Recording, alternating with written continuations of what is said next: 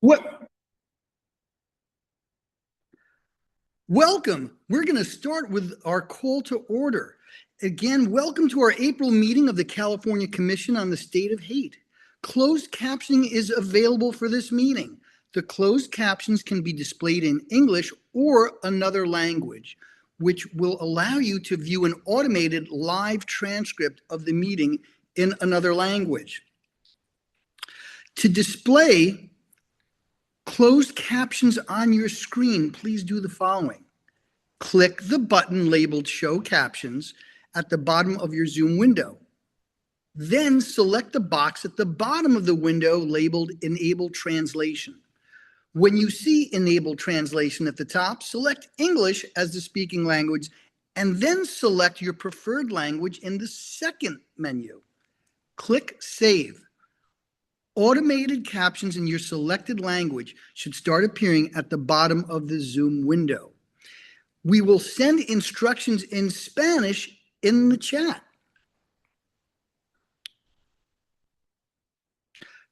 Before establishing a quorum, I would like to welcome the newest appointee to the commission, Ehsan Zafar. We will learn more about him later, but for now, I want to offer our heartiest welcome to our newest commissioner. And if I may borrow a quote from a mentor of mine, Dr. C.T. Vivian, we've been waiting for you. So next, Alex, if you'd be kind enough to assist us in the establishment of a quorum, which is item B. Alex, the roll call, please. Chair Levin. Present. Vice Chair Che. Present. Commissioner Cuellar. Present. Commissioner Damsky. Good morning, I'm here. Commissioner Roybal.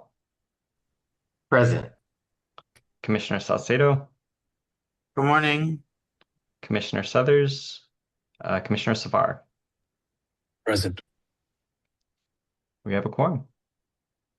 Excellent, thank you. We're now going to briefly review the agenda. So if we could put the review of the agenda slide up, that would be great. We started with our welcome. Next, under item Roman numeral 2, we're going to have a wonderful informational presentation, Healing in the Aftermath of Hate, Sikh Temple of Oak Creek, Wisconsin, with our very special guest, Pardeep Singh Kalika, who is here today. And we're going to talk more about him in just a second. Then we go on to item number 3, approval of the minutes. Item number 4, discussion regarding youth involvement with the commission. Next, on Roman numeral 5, we'll have chair and subcommittee updates, and something that we instituted when I came in is I have the vice chair begin, and we will have that under Roman numeral 5. After that, we will go to Roman numeral 6, where I'll be presenting a national data update with the latest preliminary FBI data. Then item number 7, a discussion of civil rights and civil liberties. Item number 8 will be commission member announcements. Item number 9, future agenda items. Then number 10, public comment on items not on the agenda. And then lastly, adjournment. So I hope that folks will follow where we are in our agenda. But what I'd like to do now is discuss public comment. So here's our process with regard to public comment. If you are joining us on Zoom and would like to make a public comment, please use the raised hand feature to join the public comment queue. If you are joining us by phone, you can raise your hand by pressing *9, or oldsters like me, *9, and *6 to unmute.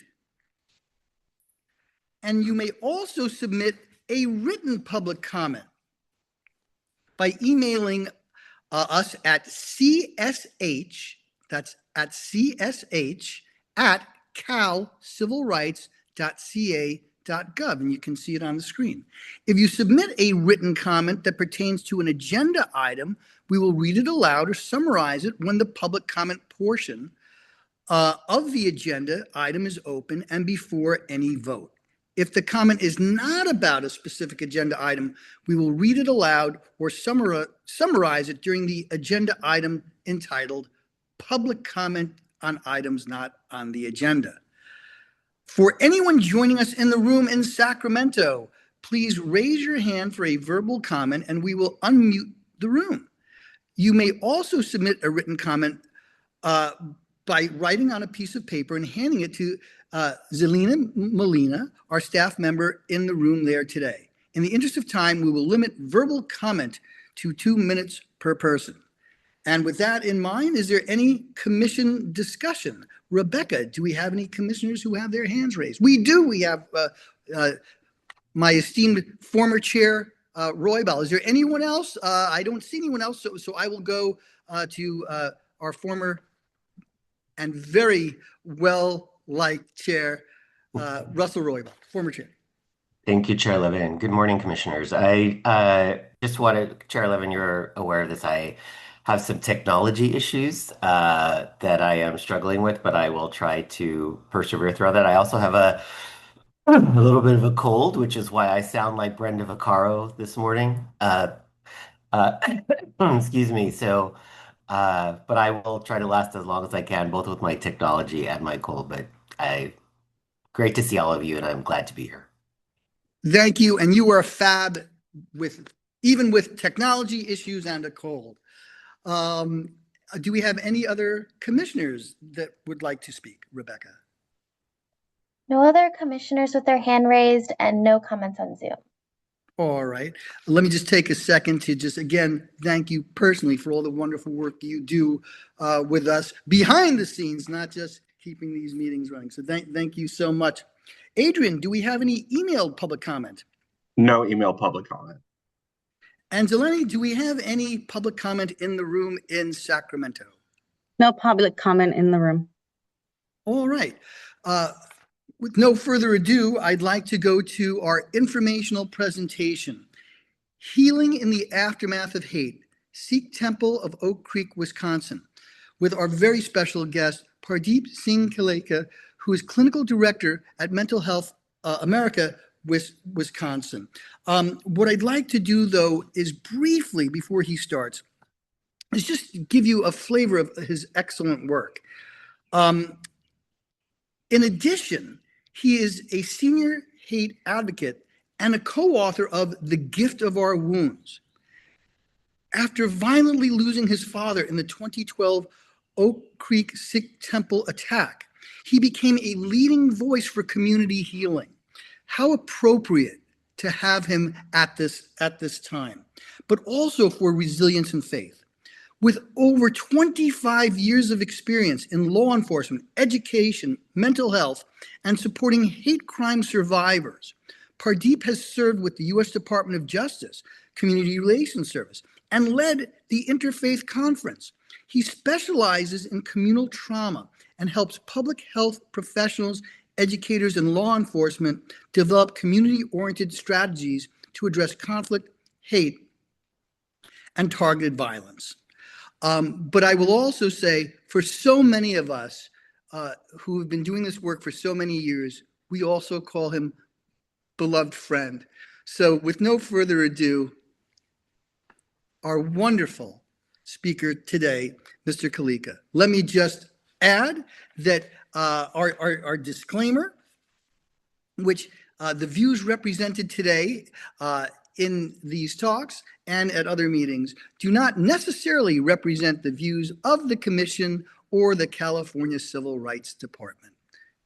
With that, our very special speaker, thank you so much for coming here today. Thank you so much, Professor, and thank you so much to all of the commissioners that are on and anyone who is tuning in. That disclaimer is definitely very key and clutch and important.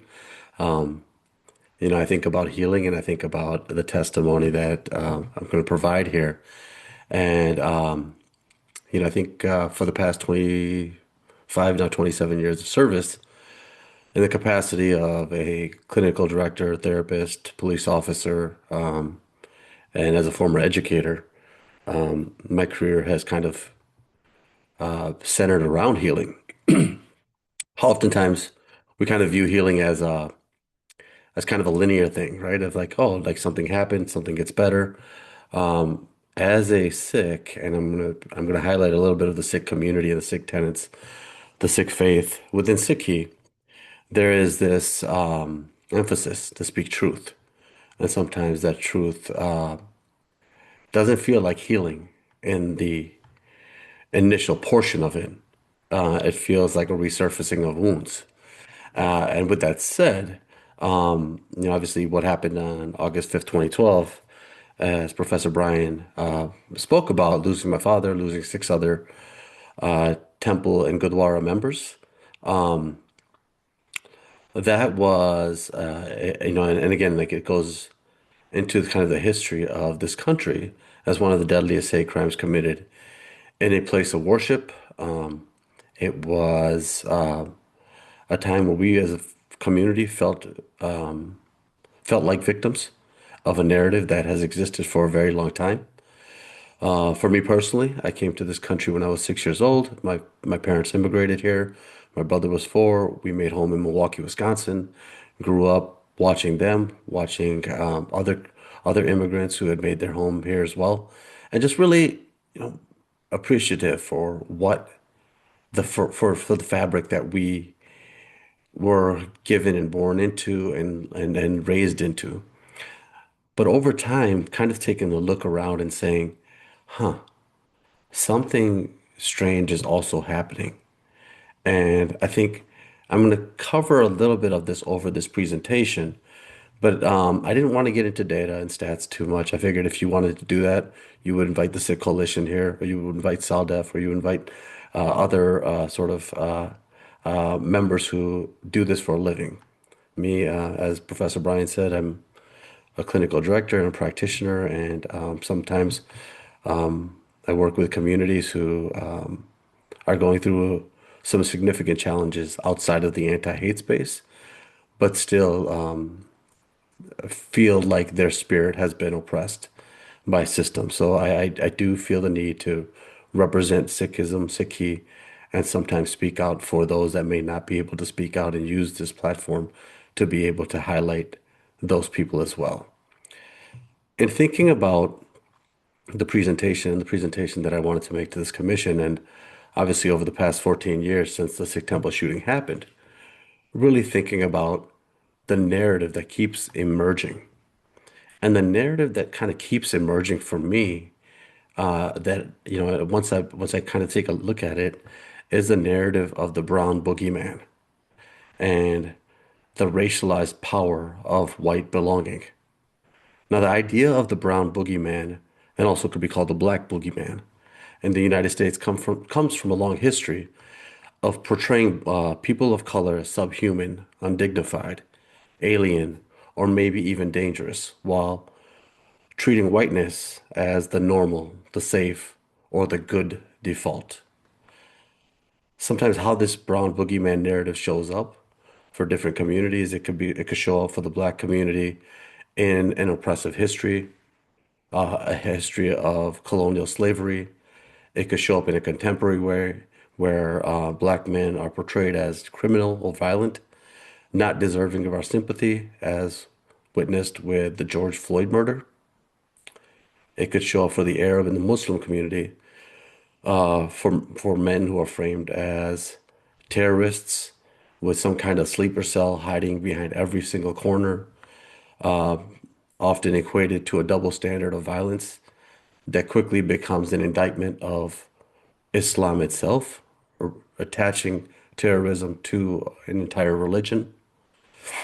For the Latino community, we've seen it over and over again over the years, but the Latino community depicted as invaders, as rapists, gang affiliated, cheap labor, or all the above. You've seen a recent narrative shift on Haitians who are depicted as thieves, who somehow, some way love eating your loved pets and dogs.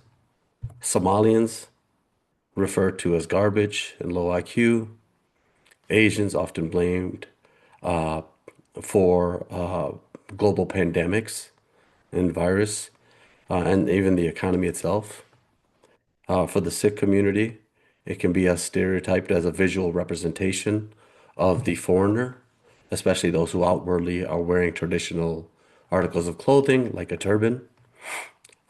Even the indigenous community is not immune to this, as recent narratives of settlers taming the continent and honoring of Columbus Day has become very, very popularized. And how does American whiteness become equated with goodness? I want to ask you to think about your recent sort of movies that you've kind of seen, media that you digested, narratives around patriotism, loyalty, honor to country, strength, power, morale. From media sources, we know that heroes, protagonists, and the relatable characters are disproportionately white. Patriots and those that love America are typically white. News coverage often humanizes white perpetrators while criminalizing people of color. School curriculum often centers around historical figures as primary agents of progress. Even American Christianity, with equating the purification of people and whitening Jesus, whom if you don't accept as your salvation by worshiping as the Son of God, not as the minister of peace, then you yourself are destined to eternal hell. Over time, this sort of seeping implicit mental shortcut that we take oftentimes creates a white is safe, good narrative, and not white is a bad or other narrative.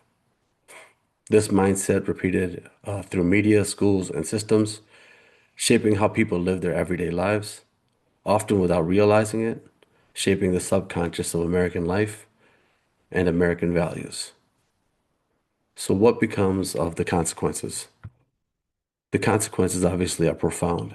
Individuals from marginalized communities may internalize messages of being perceived as threatening or less than, contributing to communal shame, anger, hypervigilance, and identity conflict.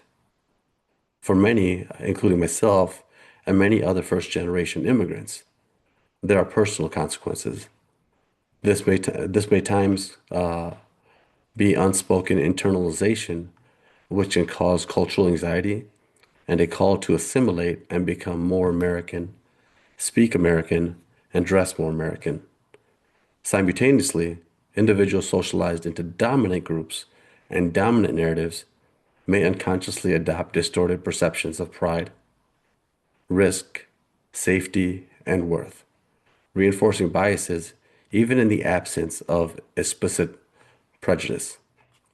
These dynamics sustain disparities in all aspects of our society and systems, including policing, education, healthcare, mental and community health, and probably even within what has become the anti-hate industry now.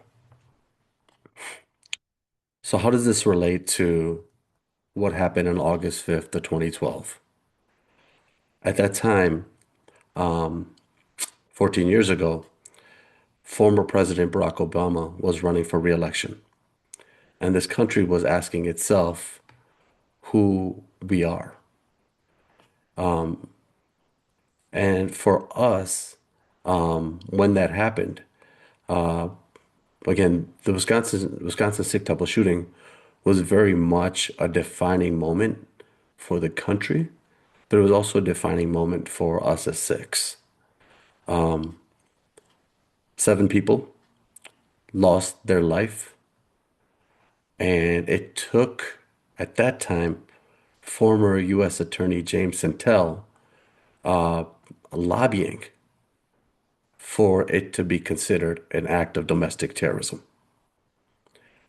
The person who committed the shooting and killing was known to the FBI, to nearly every 3-letter acronym, 4-letter acronym, from the ADL to the SPLC, to everything, as a domestic terrorist, as a threat.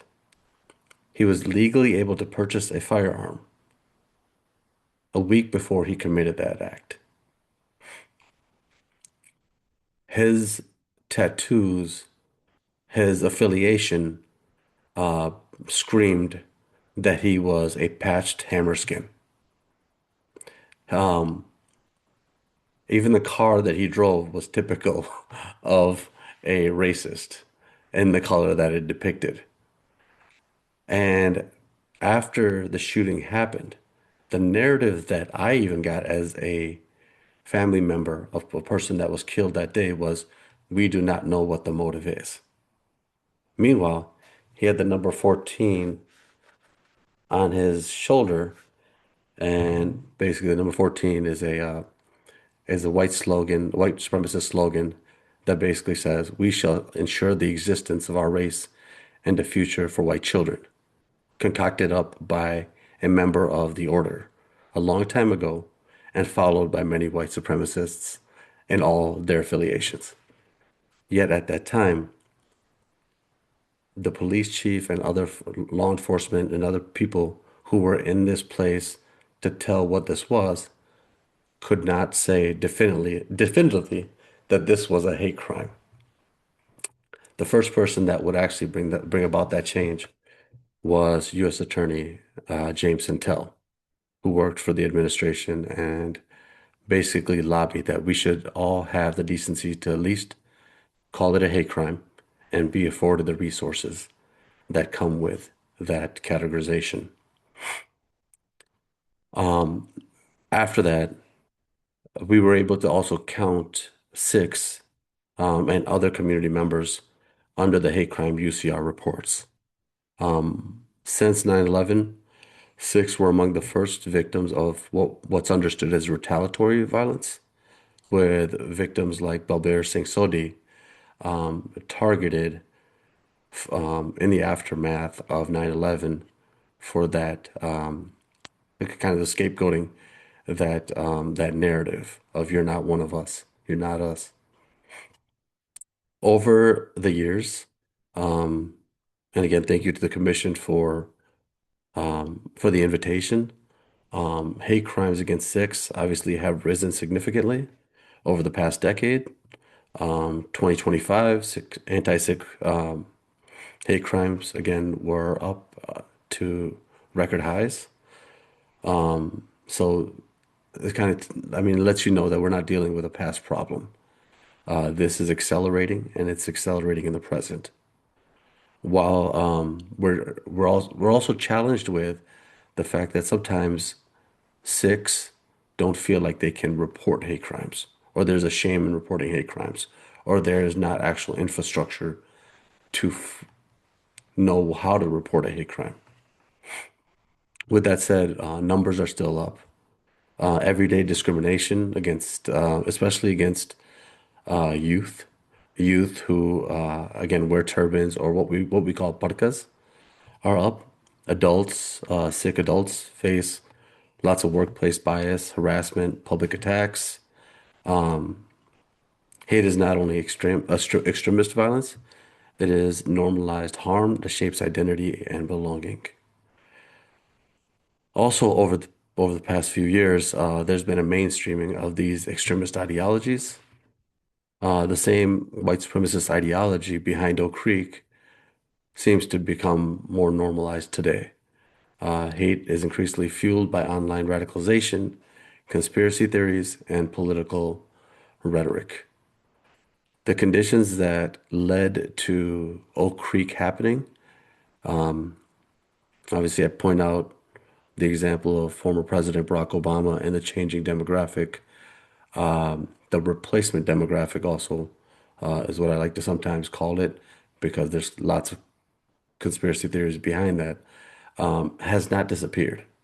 It has evolved, it's spread, and it is mainstream now. So, in recent years, we have seen the rise of certain forms of patriotism and far-right political ideology intensify. These dynamics are framing national identity in very narrow, exclusionary ways, amplifying messages about what outsiders represent as a cultural threat to that demographic change. Patriotism has become tied to fear of difference rather than the shared civic values. It can reinforce the same narratives that cast minority communities as suspicious or less belonging, while downplaying the deflecting attention from the role of extremist ideologies rooted in white supremacy. For us, for this commission, and those working in the anti-hate space, or those listening, this underscores that prevention cannot simply focus only on individual acts of violence. It must also address the broader ecosystem of ideas and psychological long ingrained mindsets that make violence against anyone more likely.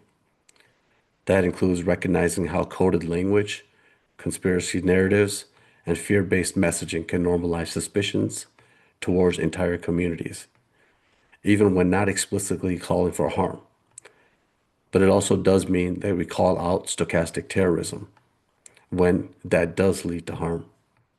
It also means being careful not to paint all expressions of patriotism or political conservatism with the same brush, but instead focusing on where rhetoric crosses into dehumanization, exclusion, or justification of harm. It is my belief that effective responses will include promoting media literacy, especially as AI adds to this algorithm. Effective responses will include building cross-community relationships and collaborations, naming how misidentification affects groups like Sikhs, like Muslims, like South Asians, like minority communities, and many other communities, I should say. I didn't have the chance to address every single community that is posed a threat by some of the narrative that happens about belonging and not belonging. By challenging the underlying narratives, not just reacting to incidents, but anti-hate efforts can better disrupt the cycle that turns bias into violence. Community resiliency, to me, has its limits. Obviously, what we saw after the shooting happened was we saw broad communities, interfaith communities, community partners, law enforcement communities. There is we saw interfaith advocacy, education, and solidarity, which is typical when something tragic happens. These efforts included pushing for hate crime tracking, securing funding for Gurdwaras, and just general public awareness. But I want to make it clear that resiliency, just because a community is resilient or an individual is resilient, should not be mistaken for safety. Communities, people should not have to be resilient to survive. People should expect to be protected and be humanized. I just want to share one last story, and then we can take questions. The reason why in 2012 I personally felt the need to respond the way that I responded, and that was in defiance against hate and trying to build collaboration, trying to build empathy and compassion, working alongside white supremacists or former white supremacists, helping people recover who were affiliated in these in radicalization spaces, was that I wanted to provide my kids an example. My kids have come here and don't see people that look like us as examples of heroes. I don't know of the last time that you've seen a movie where you're like, oh, there's a Punjabi guy who's an example for my kids to be a hero. So while I get a lot of that like accolades and I'm again I'm cool with that. I'm great with that. I have never ever wanted to be a public person. I hate public speaking. I have just been driven to do this, and part of it was that like we just didn't have the heroes in 2012 that we needed to have for our children to look up to and feel like they matter, their value. One of the scariest moments of my life was the first time that I walked back into the Sikh temple for the first time after the shooting happened, which was a few days. And as I walked back into the Sikh temple, one of the first memories that I had was first, I mean, it was summer, all the smells and everything kind of come back at you. But it was just like the joyous faces of people who were running up to me and they were just very matter like, hey, like party, party, welcome back. Like come back. Hey, we cleaned off the blood out of the carpets. We took all the bullet holes out of the drywall. We and kind of just looked at them and didn't want to ruin their spirits. So basically lied to them and just said, "Oh, thank you so much." But in the back of my mind, I was just like, well, why didn't you just leave it there? Why are you in such a hurry? And then you realize even your own community gets conditioned into this, we don't matter. So much so that they're just ready to move on and try to live their life quietly, kind of in the Asian silence that they say is prescribed to them, but they also have taken the same medicine. And so that happens, and then I get back in and I walk inside the Sikh temple. And the scary part wasn't exactly that people were ready to just move on and forget about what happened and really like clean this all up. But I saw these little kids who were just kind of like saying in Punjabi, why do they hate us so much? Why don't they like what have we done wrong? Right? And that's the part that when you hear 8-year-olds and 7-year-olds who are in this suburb of Milwaukee, Wisconsin, with the changing demographic, and they're like going to school, they're trying to get their grades, they're trying to make their parents proud. And now it's coming back and saying, like, this white supremacist, right, gets to represent all of America. And that was the scary part, was like, no, we can't let hate be the lasting impact of all this. Like somehow, some way, we don't have like you have to be that. You have to be that. And I will say, at the 10th year anniversary, my daughter was 6 when the shooting happened. At the 10th anniversary, she was 16 years old. And she comes up to me at the 10th anniversary. And by this time, there was all kinds of federal brass that was there. Unfortunately, I would love to say that former President Biden came, but he did not come. There's yet to be a sitting president who has ever walked into a Sikh Gurdwara, and that's a tragedy. So that's a tragedy. I'm not gonna we're not gonna talk about that, right? But we're gonna talk about the 10th anniversary comes. My daughter comes up to me. She's 6 at the time. She represents to me one of these kids who is just like, why do they hate us? And she says, Dad, I want to do a spoken word. She was a phenomenal poet at the time. She's like, I want to do a spoken word. And I want to talk to all the people like the Wade Pages of the world. I want to talk to all the white supremacists directly. And, I would love to say as a father that, we can give them, say, go ahead, and feel great about it. I'll tell you honestly, I felt horrible about it. And I was just hoping to myself that she could carry it out because there was a lot of people watching. And she gets up there, she delivers the spoken word. And at the end of the word, she indicts an entire society an entire people and calls for, and as you can tell, I'm not a very succinct speaker, and I can go on and be very verbose. But within her succinct 16-year-old self, she said, "You don't hate us.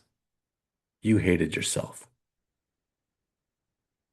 And all of my father's sort of, how we have that relief of fatherhood. I had that relief of fatherhood of saying, if she got it, I have to have hope that everybody else got it too. So, watching them grow up, watching these kids grow up, watching the last 14 years, being given these opportunities, I don't take them for granted.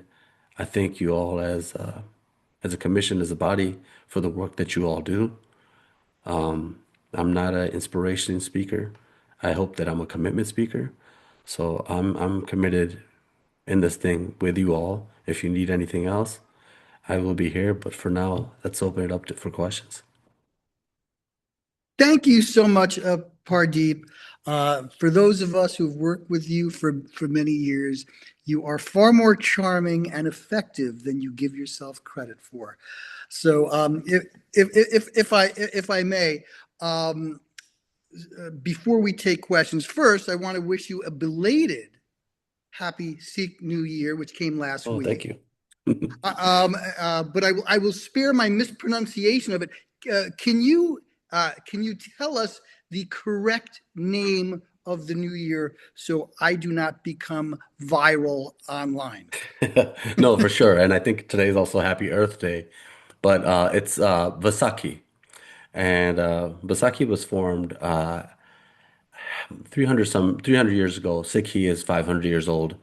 What it basically is, it is the spring festival, but it's also the birth of something known as a kind of a kindred spirit of the Khalsa, which is more sort of kind of a moral purity. Not I think there can be very toxic sense of moral purity, but it's a rejuvenating spirit of that, of kind of think about with Christ, it would be thinking about like kind of redemption, the redemption spirit.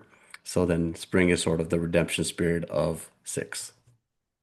Well, thank you so much. And many people don't realize that we have a faith that is half an eon old and emphasizes such things as communal service, meditation to God. It's a monotheistic religion, but also what I find when I meet with Sikh leaders is how seamlessly the faith's aspirations fold into American aspirations, which is equality of all people. So thank you for that. I just wanted, before we got into questions on that, I'm going to ask my question last because I think that the chair should elevate the folks who really constitute the commission. So Rebecca, do we have any commissioners with their hands raised for our commission discussion? And I see our former chair,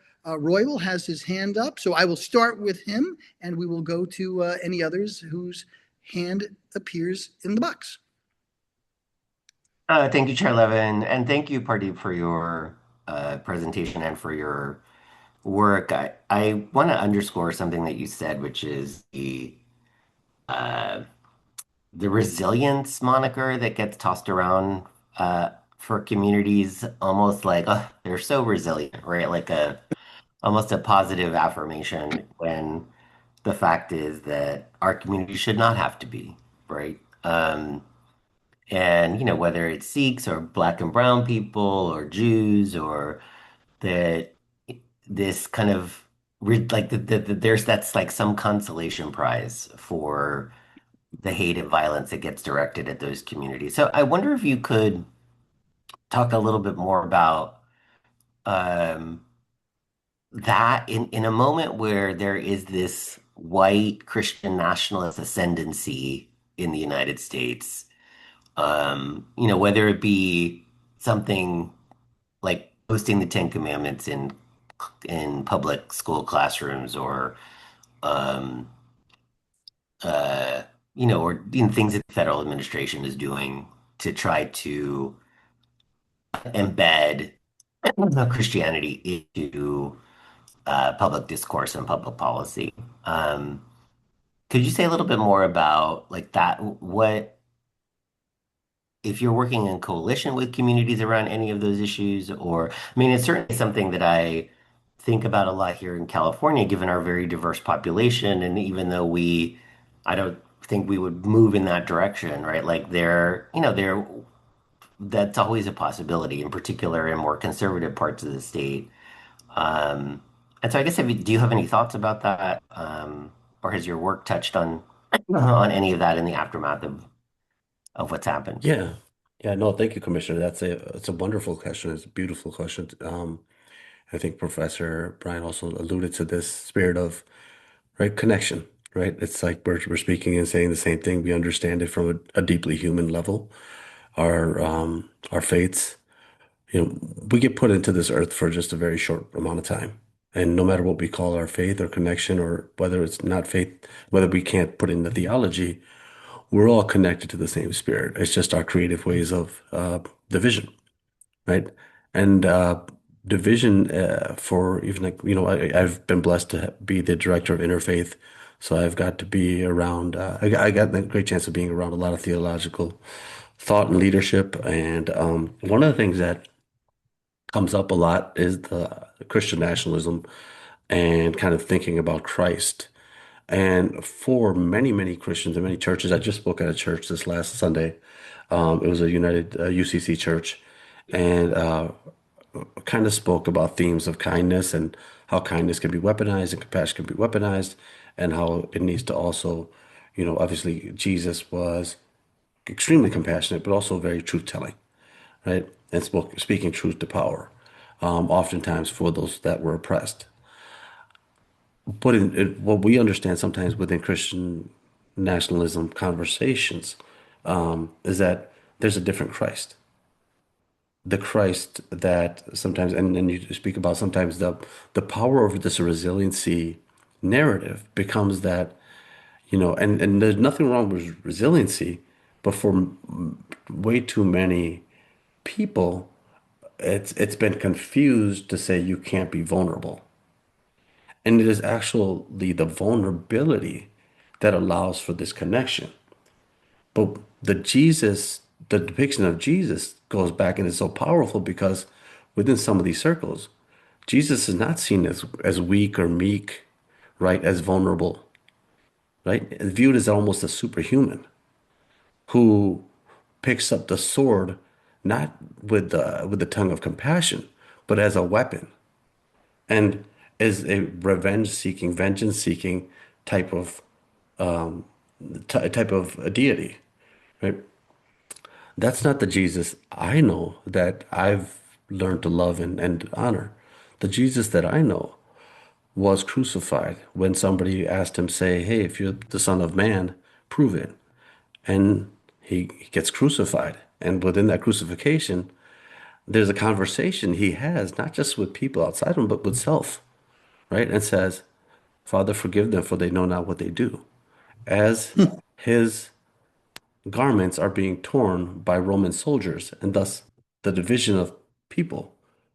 And I asked people, like, who was Jesus speaking to? If he was both son and man, who was he speaking to? And most everybody says, well, he was speaking to God. Well, if he was man, he would speak to himself, right? And the dual role of all that could be that we aren't speaking to ourselves anymore. We're just blindly following, which makes us vulnerable to follow people who are asking for fellowship rather than servant leadership. And that's the confusion that we have with the world right now, is that we have learned to follow people who want to be worshiped rather than walk in the ministry of,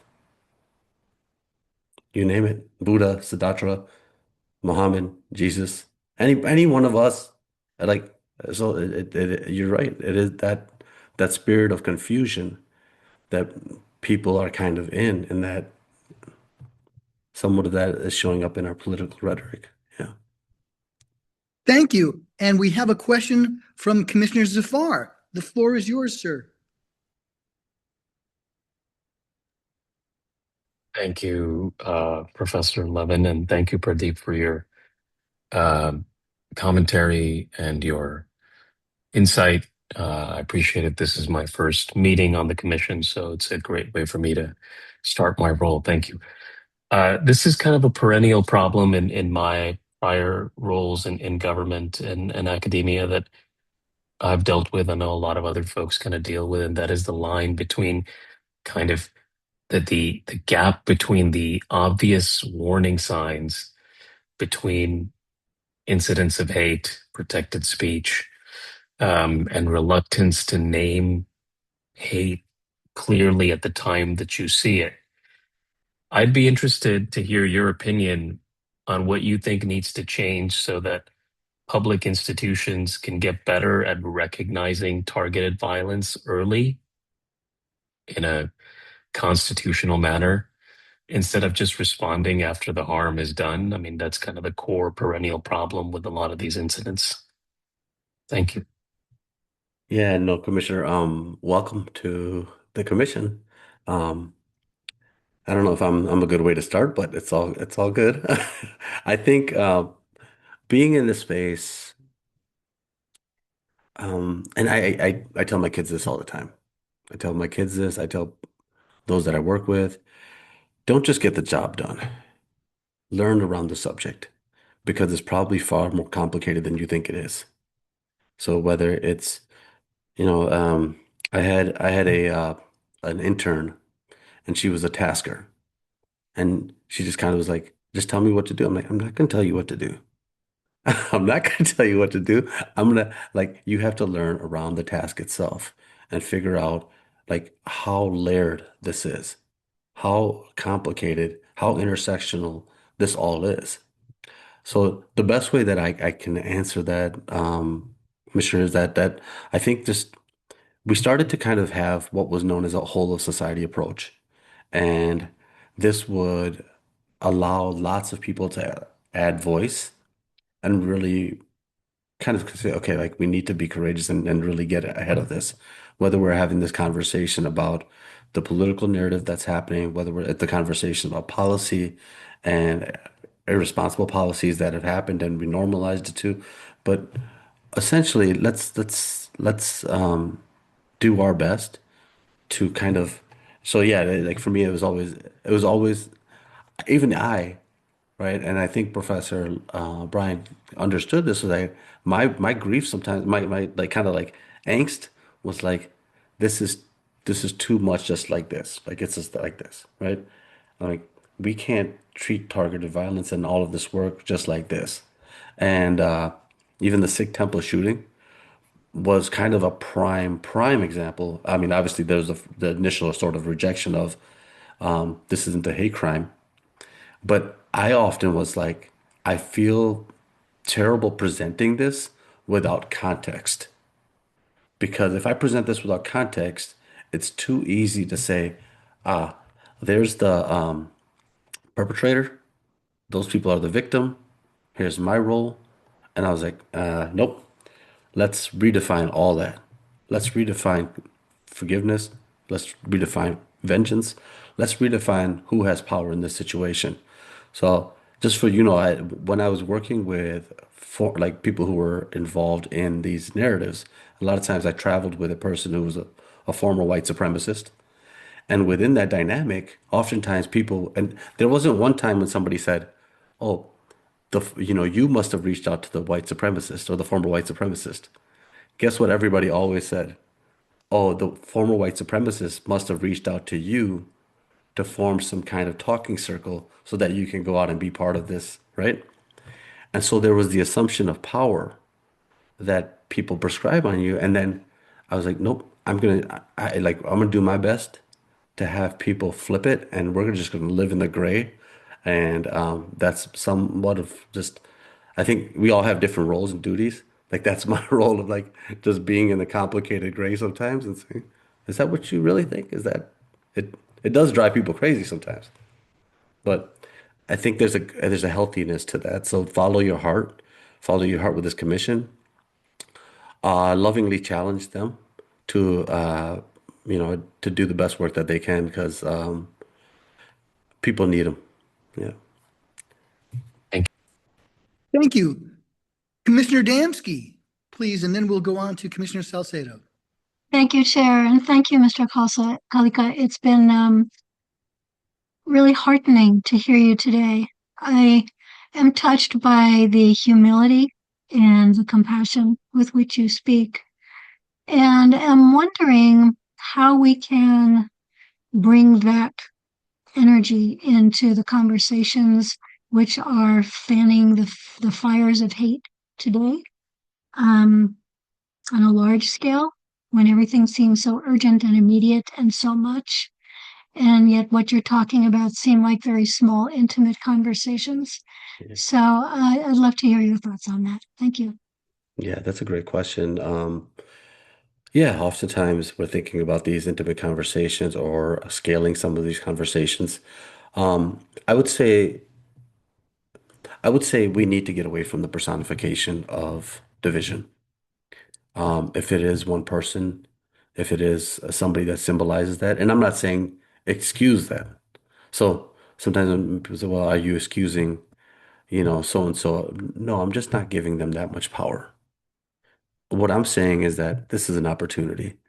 What I'm saying is that, and I know that I have the privilege of saying that, right? So there's a certain amount of privilege that I have that I'm acknowledging that I get to say, I don't want to think too much about the personification of division or even evil. Wade Page, I say Wade Page's name all the time. And part of it is because, well, I want the Wade Pages of the world to know that they're going to fail, that they do fail, that when you go out and you try to hurt other people because you're hurting, what sometimes people understand is that I need to reprioritize my life, and what matters to me now is this. Um, but if we keep giving like people the ability to be monsters, you know, we disclude our ability to do anything about them. Because the only thing we can do about monsters is kill them, lock them up, right? Vilify them. But it's more important for me to understand the sort of the shadow work that we need to do as people and how we contribute to that sort of monsterhood, for the sake of a better word, but sort of to that division. And that does mean that, like you said, having these intimate conversations. Today, I get to talk a lot, but typically, as a therapist, I listen more than I talk, hopefully. So I think there needs to be a little bit more listening. And as a society, if we get really good at listening to pain, we will be that connected society that we want to be, right? So yeah, the great question. I think conversations, listening to each other, learning about each other's pain, right? All of that. Thank you. That's beautiful. Thank you. Thank you. Next, we'll go to Commissioner Salceda, and then we will go to our esteemed Vice Chair, Commissioner Che. Thank you so much, Chair Levine. Pradeep, first I wanna thank you so much for being here with us, and also for sharing your vulnerability with us, and just the unfortunate situations that communities experience over there. Obviously, we're in the state of California. You're in a different state to where, it's I would say it's the experiences, right? White supremacy and racism are more evident in different ways. And so I want to, just appreciate all of the work that you're doing, and how you're standing in solidarity with communities. And I do also want to say that as you were talking, I found a lot of similarities with the trans community, right? Like, why is it that the world hates us, right? I'm an openly trans woman, and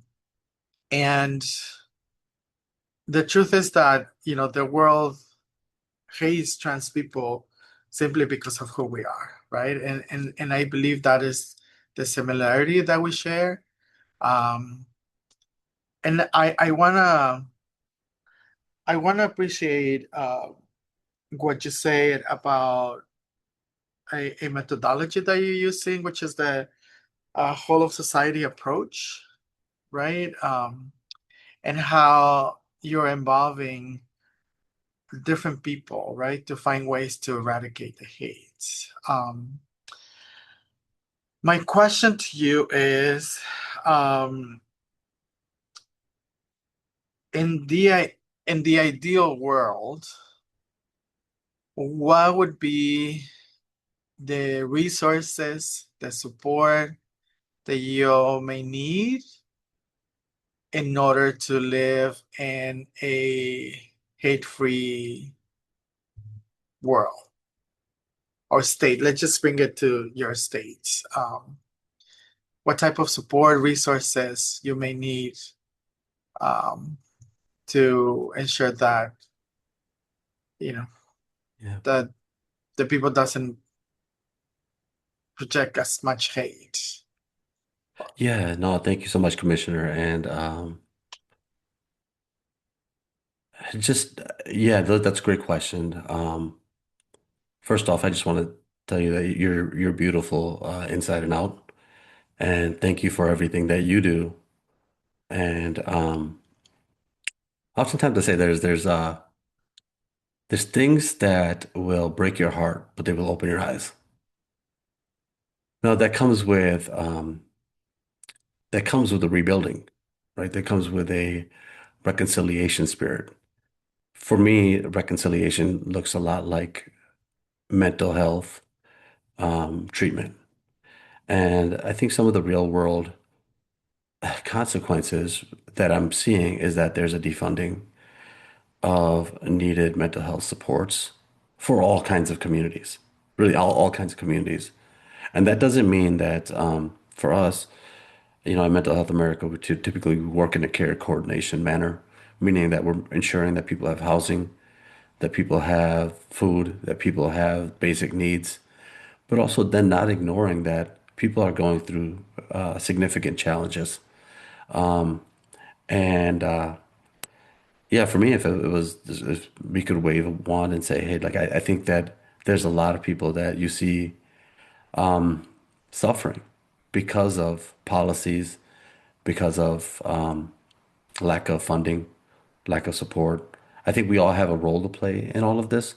So that may be just my sort of small role that I would call for funding for kind of mental health treatment and be able to scale that. So I would call for that, but I think there's so much other work to do. The Sikh community, and I know the Sikh Coalition and other folks have called for, kind of an investment into kind of worship and safety of places of worship. Other communities have called for that. So I think we all have a role in rebuilding and reconciliation. So I'll come back to that point of like, there's some things that will break your heart, but fix your vision. Now that our vision hopefully is kind of fixed, hopefully with at least like, how many people we got in here? 1, 2, 3, 12? We got 12 people in here. So with for the 12 commissioners in here, at least our vision can be kind of and there's nothing wrong with having a broken heart. A broken heart is kind of an open heart, right? But there should be things that break our heart enough just to kind of say, hey, like, we need to do something about it. I'm fortunate that I have people that I work with that I see every single day who are, kind of struggling through things, but through them, I see, you might be like, Party, you're strong. I'm like, I'm strong because I get to work with people who are stronger. I get to work with people who are my heroes all the time. I have a 10-year-old that I worked with yesterday that played catch for the first time.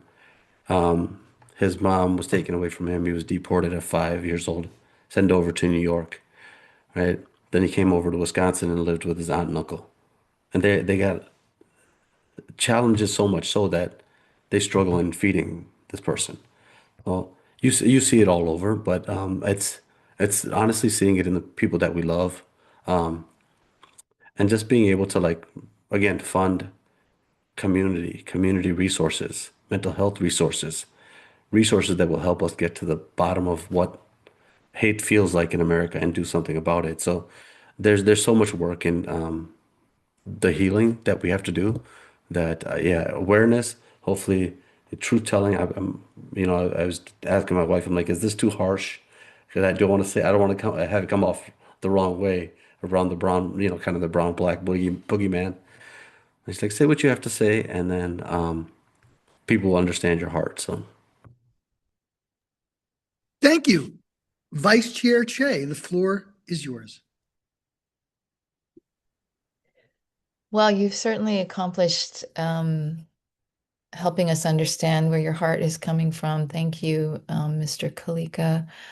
I'm really struck by the fact that where you have multiple perspectives as a directly impacted person, as an educator, as someone who worked in law enforcement, and as a clinical director. And leading with your faith. And one of the things that I think has been difficult, and I think such a point of contention in our communities when they are impacted by hate, is this idea of what does accountability and what does justice look like? And so I'd love to hear from your perspective, given that I think you may have something to say about this. Given our penchant for focusing on punishment, and you talk about investments, there's been a huge investment in our criminal legal system, and yet we know it can be re-traumatizing, and mete out justice in ways that may not be satisfactory for the families or survivors. So I just wonder if you could address this issue of what does justice and accountability look like for the communities you work with? that is a great question. Um, you know, and I've gotten to work with, you're right, wear the law enforcement hat, wear the teacher hat, wear the mental health hat, and then also working with people who have been through um, some significant trauma, from sexual abuse to all kinds of trauma. And I think for me, if I had to succinctly kind of like that's a huge, that's a book, right? So first off, that's just that, like, I can't um, I can't answer everything. But the best way that I can answer that in the context of the commission and is that what I've learned from people is that I can't prescribe forgiveness. I can only kind of model whatever it meant to me. And for me, it wasn't forgetting. It wasn't saying I'm okay with this, but it was forgiveness to me was vengeance. And those are two words that I don't think a lot of people would put together. Is that forgiveness? And I've seen it from other survivors, especially sexual abuse survivors. I've seen it where forgiveness is vengeance. Forgiveness is the ability to say that person's name, not in the way of humanizing them, but to say that you no longer have power over me. You no longer control and dictate all my relationships. You no longer will have power over me to kind of be dysfunctional or be the father that I'm supposed to be or be the husband that I'm supposed to be. So again, because you can't prescribe it, it becomes something that you have to kind of engage in as a process. And so within this country's process of accountability and justice, right, that will be a long road, a long process where everybody's doing their part, their small part in kind of what does it look like to see power imbalances and then neutralize some of that power imbalance. What does it look like to give power back to? What does it look like to rebuild a family's life? What is it? So, to me, just accountability and justice has a lot to do with somewhat of if this narrative of who is good and who is bad is so ingrained in the soil of this country, then we all put our hands in the soil. And yes, we put our hands in the soil and then we lift it back up, and maybe there's a lot of blood. But as long as we're all tilling, if we're all working to turn that over, that somehow, some way, this road of redemption or forgiveness or reconciliation or accountability and justice becomes something that is possible. Right? And so, yeah, I think that's kind of what it looks like. It looks like something that we all need to work towards rather than wish for, something that is hopeful, but attainable. Thank you. Thank you so much. Do we have any more commissioner questions, or let me say, staff or dear friends with the Civil Rights Department as well? Any questions before we move on to the public? All right. Well, I will not be asking a question because of time limitations and the fact that I want to elevate the other folks, not monopolize things. So, Rebecca, do we have any public comment on Zoom? We do not have any public comment on Zoom. Okay. Adrian, do we have any emailed public comment? No email public comment. And Zeleny, do we have any public comment in the room in Sacramento? No public comment in the room. Actually, we do have a public comment on Zoom. Oh, great. Puneet, I will allow you to speak, and then once you do, you'll have 2 minutes. Actually, I'm gonna need for either Alec or okay. Yeah, I got it. Thank you. Yes. Hi, everyone. Can you hear me? Yes, Awesome. thank you so much. Floor is yours. Thank you, Brian, and thank you to the commission and Pardeep Singh. My name is Puneet Kaur. I actually work for the Sikh Coalition, one of the national organizations Pardeep Singh had mentioned, who was a part of some of the advocacy in the aftermath of the 2012 Oak Creek shooting. And I just want to start off by, number one, saying, Pardeep, it is so impactful to hear from you in person. Thank you for sharing, your story, your perspective, and for being such a beautiful voice of healing for the Sikh community. I am deeply sorry for the loss of your father, and I'm so proud as a fellow community member of what you have turned, your pain and how you've turned this into healing and all the work that you do. And again, thank you to the commission for uplifting Sikh voices, and including us, especially.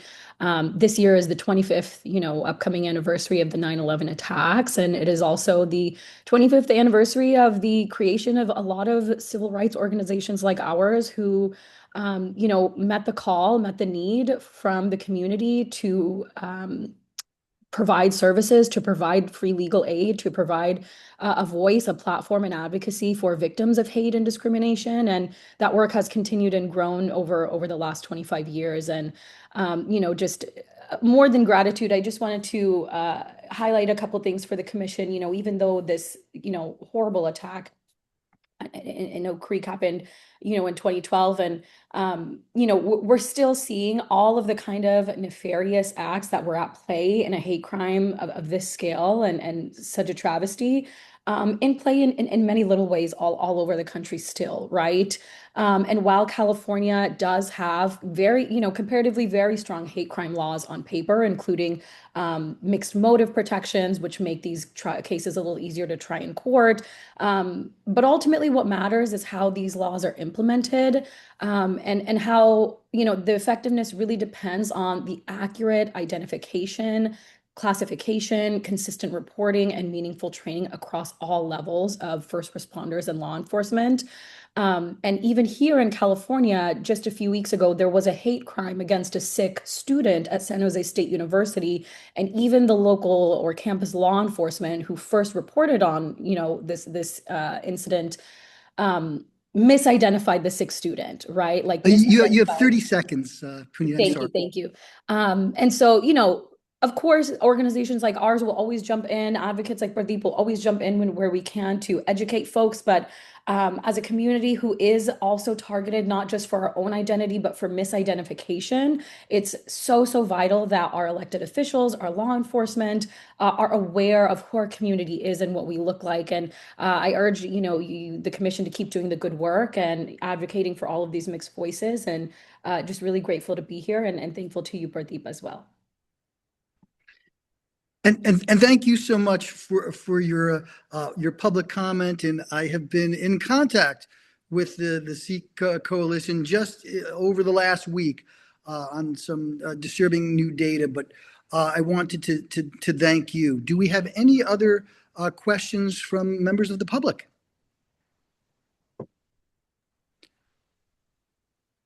All right. Well, then I am just going to then, I will not ask a question, but I do want to thank Pardeep for just another just thought-invoking presentation. I've seen you speak before, and your knowledge and courage is something that our community of allies against hate is greatly indebted to you for. So I just wanted to thank you again for your presentation today. And please say hello to Masood over in Wisconsin, who is heading up We Are Many United Against Hate Wisconsin. I'd be remiss if I didn't get out a hometown shout out. Yeah. So home state shout out. So I will. And just I want to thank you all. Professor, thank you for that, inviting me to speak. Thank you, commissioners, for all the work that you do. Puneet, thank you for the work that you do at Sikh Coalition. If you need anything from me, I think Brian has my email, or we can stay in contact on LinkedIn. But we've never felt like we were alone, and that is due to being surrounded by a wonderful, sacred community. So thank you for everything that you all do. God bless. Thank you. Likewise. Now, if I may, we're going to go to item number 3, which is approval of the minutes, which will not even compare to the presentation that we just heard, but we're going to try. So we're going to now move to the approval of those minutes from February 25th, 2026. Of our commission, and it is available as attachment A, where the link will be posted in the chat, and it's available also for download there. So do we have any commission discussion on the minutes from February 25th, 2026? I move to approve the minutes from the commission meeting on February 25th, 2026. Thank you so much, Commissioner Roybal. Do we have a second? Oh, wait a minute. I'm sorry. Before we do that, I think we have to have a commission discussion before we vote on it. So is there any other discussion out there before we vote on it? And I also think we have to go to the public before we actually vote on it. So can we, if we may, we'll hold the motion and seek either other commissioner comment or public comment. Rebecca, do we have any public comment on Zoom? No public comment on Zoom. Okay, Adrian, do we have any emailed public comment? No email public comment. And Zeleny, do we have any public comment in the room? No public comment in the room. All right, we have a motion on the floor from our beloved former chair. Do we have a second? I'll second that motion, Chair Levin. Thank you so much, our beloved former vice chair. So we have a second. Alec, would you please take the roll vote? Yes. Chair Levin, Approve. Vice Chair Che, Approve. Commissioner Adamski, Aye. Commissioner Cuellar, Aye. Commissioner Roybal, Aye. Commissioner Salcedo. I abstain. Okay. Commissioner Suthers and Commissioner Safar. I believe I should abstain as well since I wasn't present for the meeting. Okay. We have 5 ayes to approve the minutes, so the minutes are approved. Fantastic. Without further ado, then I'm going to go to our next agenda item, number 4, discussion regarding youth involvement with the commission. And I wanted to make sure that Commissioner Salcedo, who so wonderfully made this a topic back at our community fora in Pasadena. So I'm going to defer to my other commissioners for discussion, and in particular, if she's so inclined, Commissioner Salcedo, since she had brought up this idea back in October.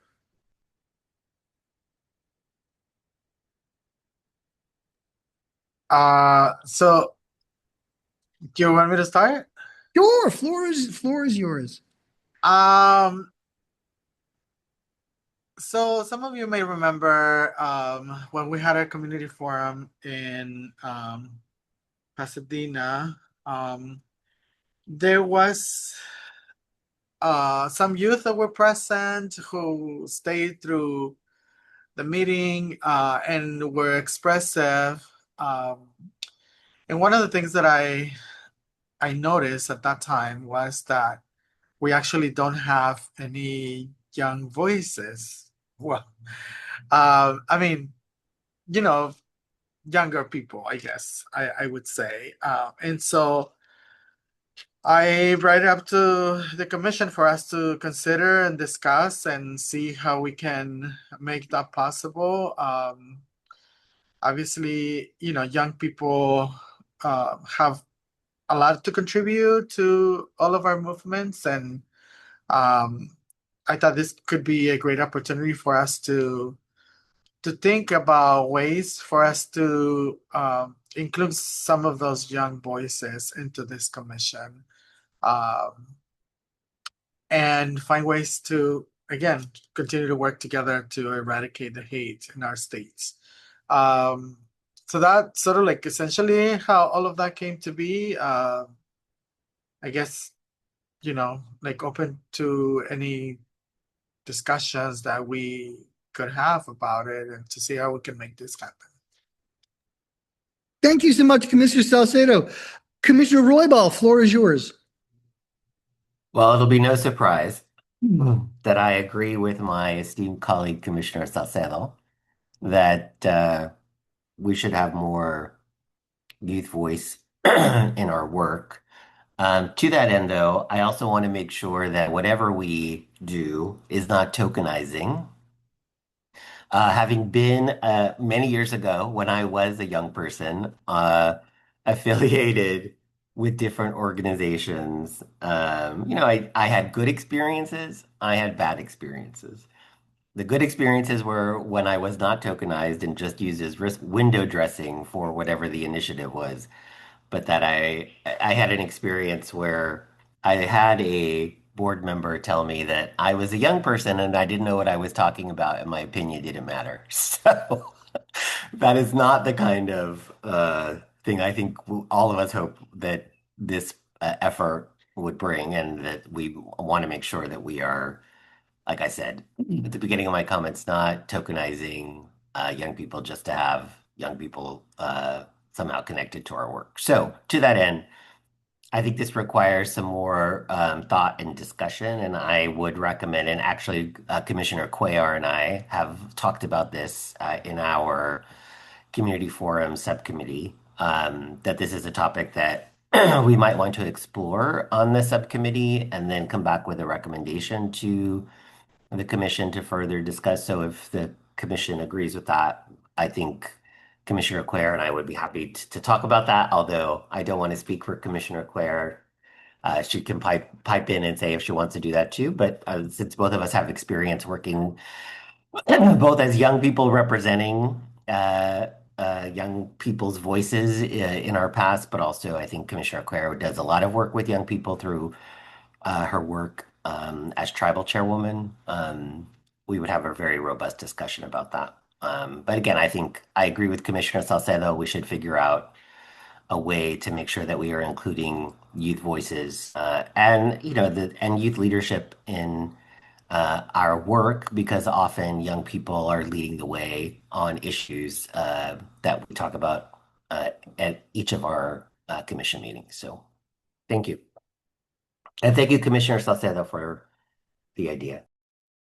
Thank you. I just want to point out that irrespective of age, Commissioner Roybal is young at heart, and I try to join him if I can keep up with him.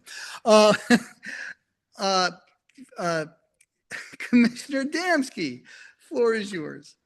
Thank you, Chair Levin. I'm happy to see that this item has finally found its way onto one of our meeting agendas. I know it's been a while since the question was first raised, and I think it's a really important one. I'm thinking back to the forum we had in Los Angeles where we were talking with high school students and the experiences they were having regarding hate in their schools. And I think it was rich. I think it really enriched our understanding of hate across generations. One of the things I would like to see once we figure out the mechanics of bringing one or more youth commissioners on, and we haven't talked about numbers, is intergenerational relationships. I have strong value for cross-generational experiences and education and sharing. I think it would be isolating to have only one youth commissioner on our commission. So I would like to see a discussion or an exploration of having more than one. And I totally support this idea. Look forward to seeing how it moves forward. Thank you. Thank you. Do we have any other commissioners who want to chime in or have their hands raised? All right. I'm sorry, yes. Chair Levin. I just had a structural question, and I think Commissioner Cuellar also has her hand up. But yes, in terms of the structure of the commission, I know that there are different ways that we can bring in youth voices.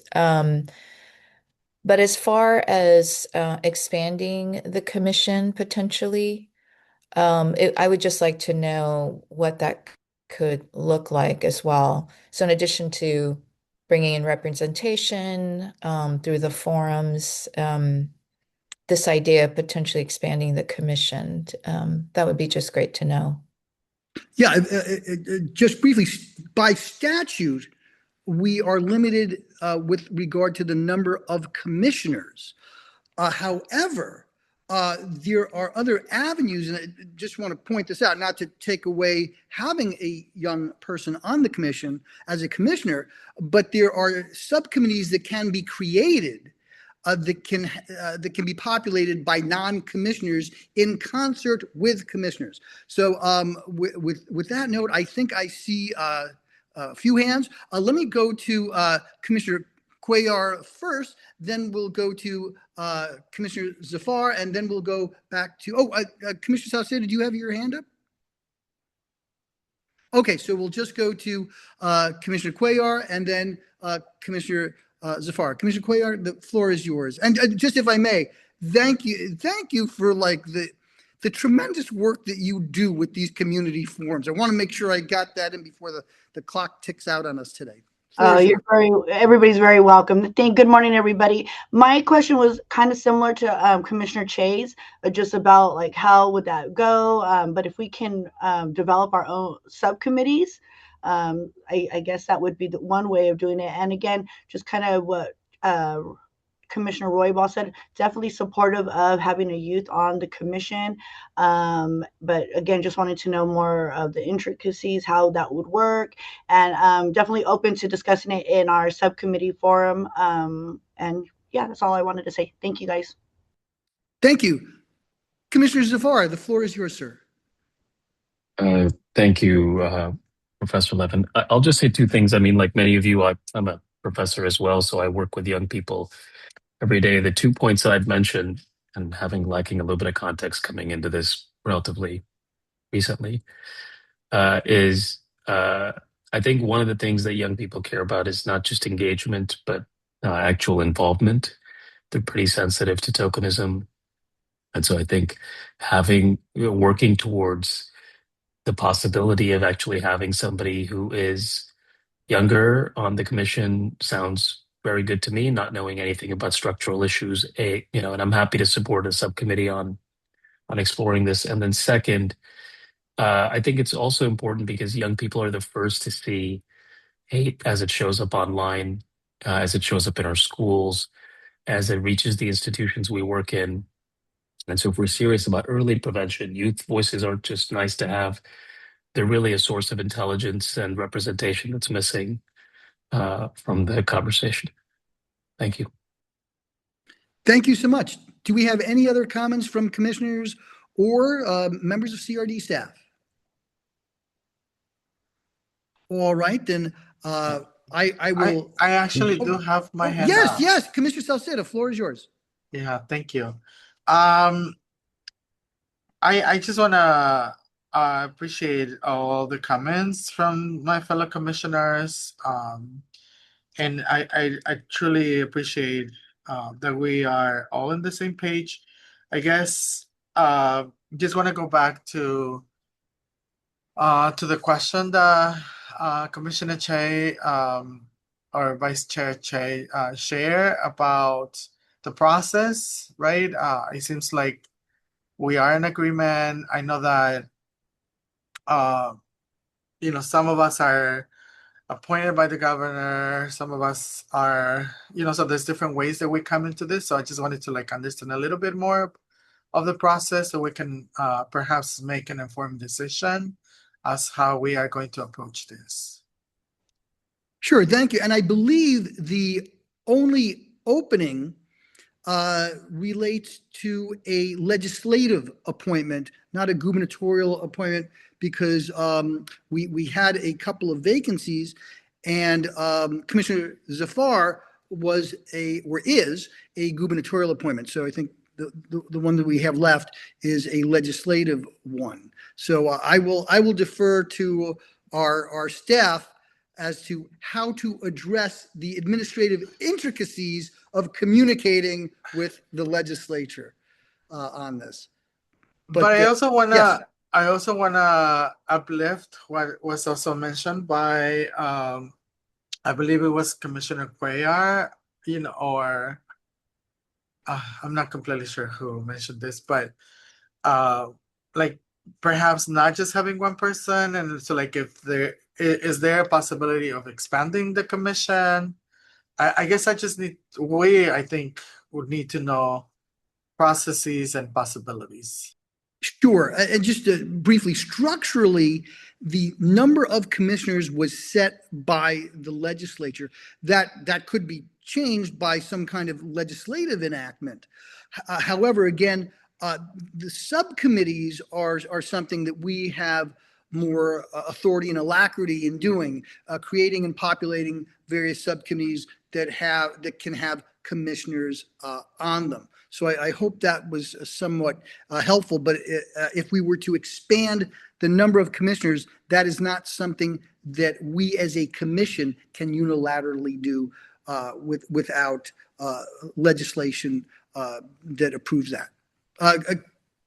Commissioner Roybal, floor is yours. I have a question either for you, Chair Levin, or for Dr. Watts. Do we need to take a formal action to refer this to the Community Forum Subcommittee to go deeper and come back to the commission? Or can we just can Commissioner Cuellar and I just agree that we'll do that? What should we do regarding that? I'm sorry, what should we do regarding? So if we want to move this conversation to a committee to explore it further and come back with either a recommendation or more information for the commission to consider, in terms of what the options are, do we need to formally make a motion and refer that to the community forum subcommittee, or can Commissioner Cuellar, as the subcommittee chair, say that we are going to do that? I think we could do either or, but I'll defer to Dr. Watts on the administrata. I'm not exactly sure, but I believe that we cannot take a vote without agendizing it, and we did not agendize a vote related to this. I think it's fine to sort of discuss it if there's a consensus to move this into a subcommittee to explore the trade-offs of the different approaches that have been raised. I think that could work. But we can make that agenda item for a subsequent meeting, which I would be happy to do as long as I am acting within the rules of our commission. We could. Any other? We could also just have a subcommittee review it without formally voting on it. And I would welcome that. But I'm only one of 9. So anyway, do we have, Vice Chair Che, floor is yours. If this is an opportunity to just support this recommendation, that this be taken up in the subcommittee with all the comments that were noted, including meaningful participation, given the structural, I think, limitations, making sure that we have more than one young person. And I assume we're going to have to define what a young person is. At the UN definition, 30 and under. And also just to note that we meet during the day and the hours. So I would recommend not just for us to look at all those things. But I think the main thing for me is we seem to be all on the same page that this is a missing voice, that we want to have meaningful participation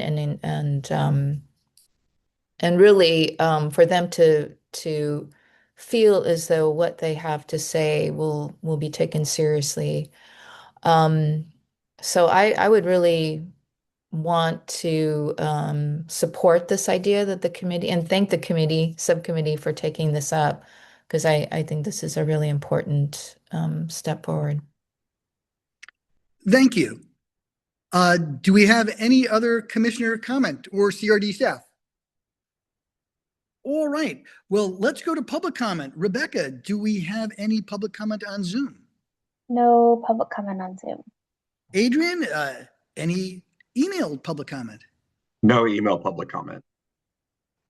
And it's okay that I don't call all the PhDs doctor, I hope. Anyway, because we're all friends.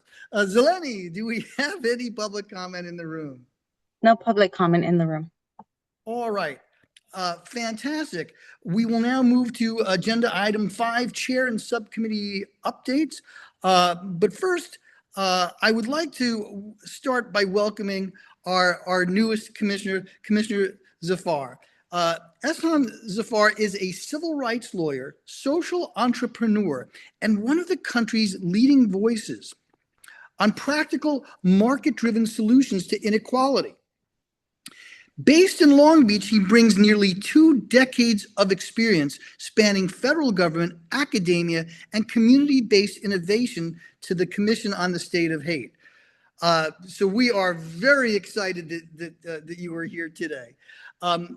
Commissioner Zafar has a long list of accomplishments, which if I were to go over, we would be here until the late afternoon. But let me just list some of them. For nearly a decade, he served as a senior advisor on civil rights at the U.S. Department of Homeland Security under the Obama administration, advising successive secretaries on the civil rights dimensions of national security policy. boy, we could use you now. Uh, his portfolio included hate crimes response, immigration detention oversight, building community resilience in the wake of national tragedies, ranging from the Boston Marathon bombing to the Pulse nightclub massacre, and serving on an interagency team that designed and launched the TSA PreCheck program. He also served as an advisor on the International Religious Freedom Committee at the U.S. Department of State, where he contributed to the implementation of the UN Human Rights Council Resolution 16/18 through workshops around the world. Currently, he is the founding executive director of the Difference Engine at Arizona State University, which necessitates me saying go Sun Devils despite some familial pushback. He also serves as a professor of practice at ASU's Sandra Day O'Connor College of Law. And with that, and again, I just love what Reverend Vivian would say when he was introduced to folks, oftentimes young folks, but who were making such significant contributions to equality. Again, we've been waiting for you, and welcome to the commission. We so are looking forward to working with you and having your voice resonate. Moving forward, as a reminder, if anyone feels that they are a victim of a hate crime or hate incident, you can contact the California versus Hate resource line to report the incident and be connected with resources. We will send that, there it is. We will send that link in the chat and on our screen. And you can see caversushate.org and all the contact information. I always go 8338 no hate, but any way you need to call it, please 8338 no hate. And again, please see our website portal as well. I want to also remind you of the free services available for communities through the California Civil Rights Department's Community Conflict Resolution Unit. And I have had the pleasure of dealing with these marvelous professionals. If your community is experiencing heightened fear, conflict, or tensions because of discriminatory practices, hate incidents, or hate crimes, the Community Conflict Resolution Unit, which we just call CREW with the acronym, may be able to assist. CREW offers a range of conflict resolution services to help communities effectively address hate and discrimination-based community conflict. All CREW services are free, voluntary, and confidential.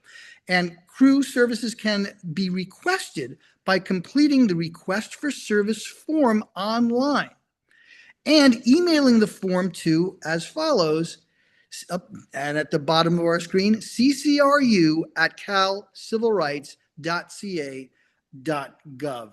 So I want to thank you. And also, if I could just take as a personal note, thank you to the unsung heroes in CREW, because they can't go out there and bang their drums and everything. They're there to bring communities together.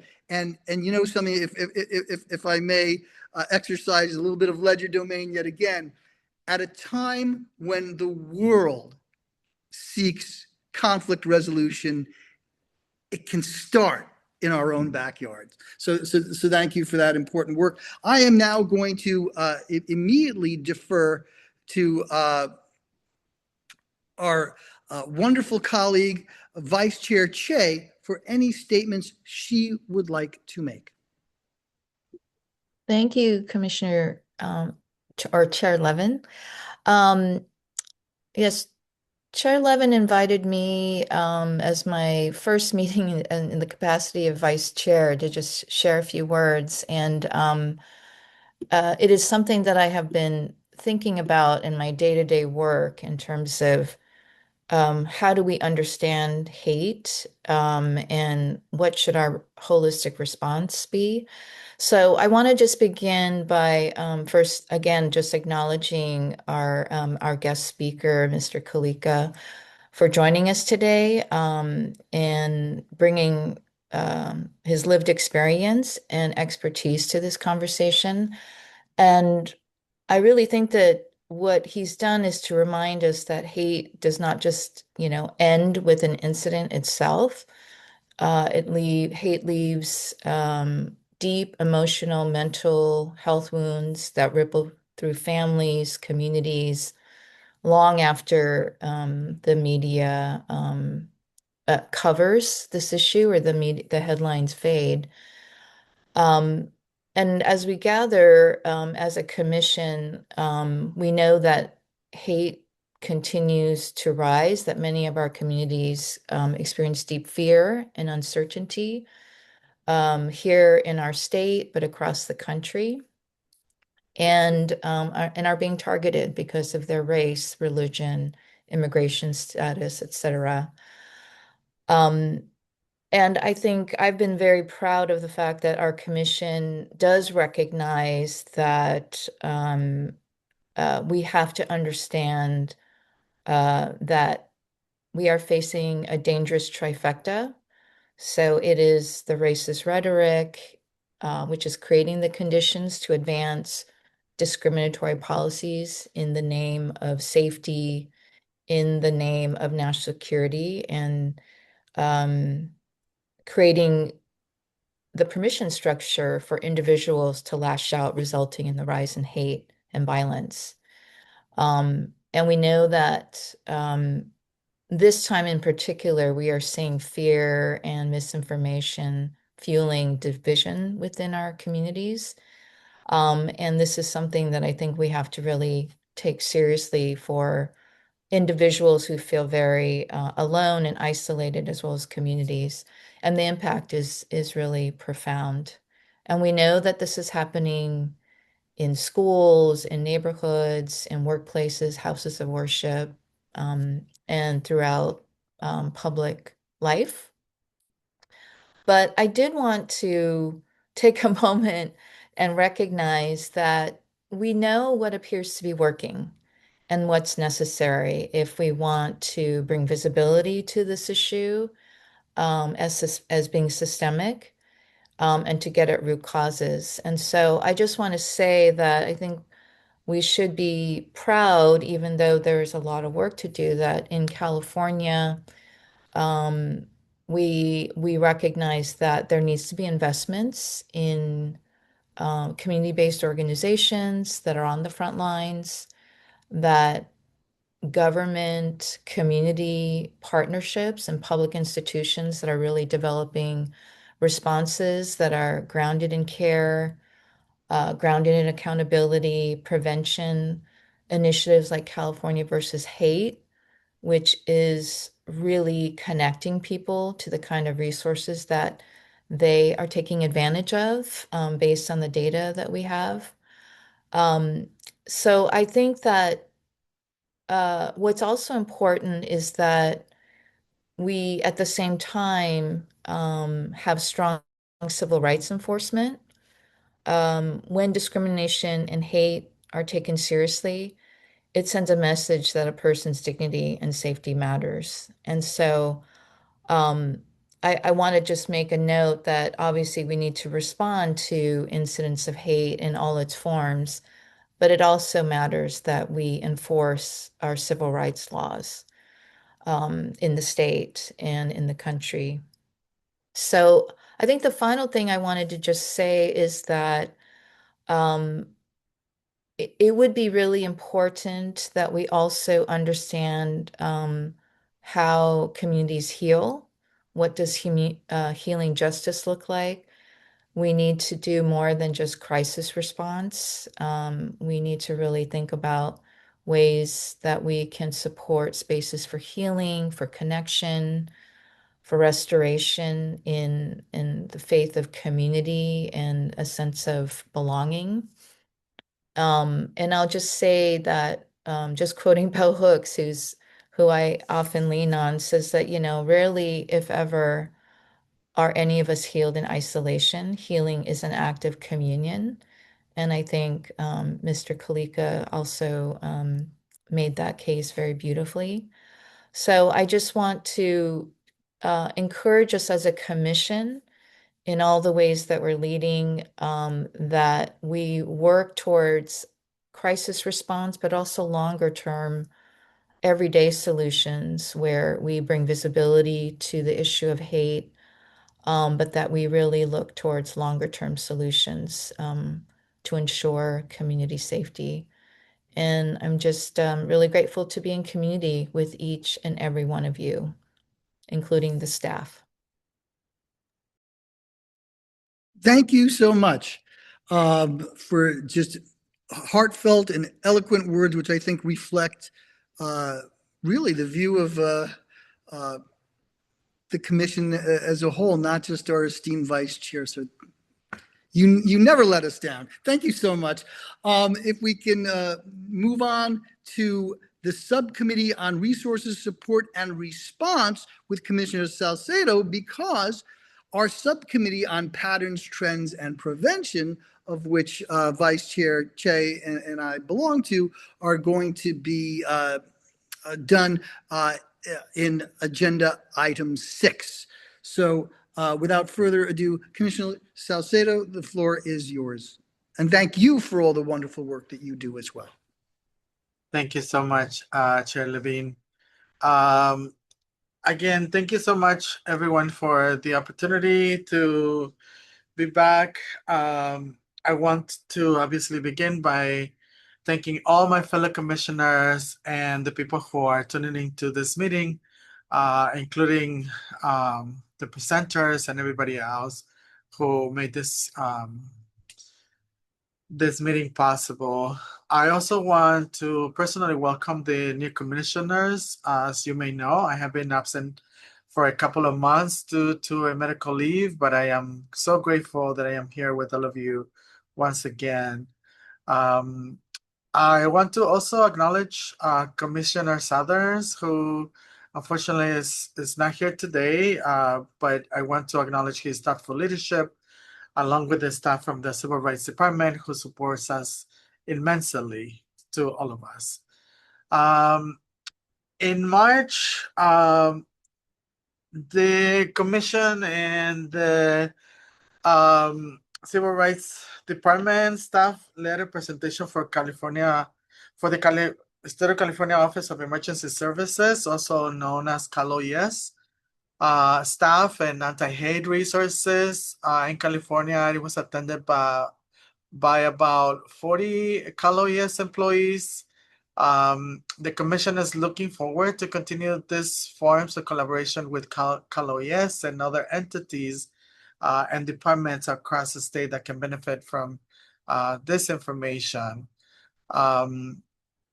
Our committee also worked with the Possibility Lab from UC Berkeley to conduct research on hate crime sentencing enhancements, and we plan to include some of these findings in the next report, so stay tuned for that as we continue through this process. Our subcommittee also discussed different types of changes in laws that could be implemented to support victims or survivors of hate.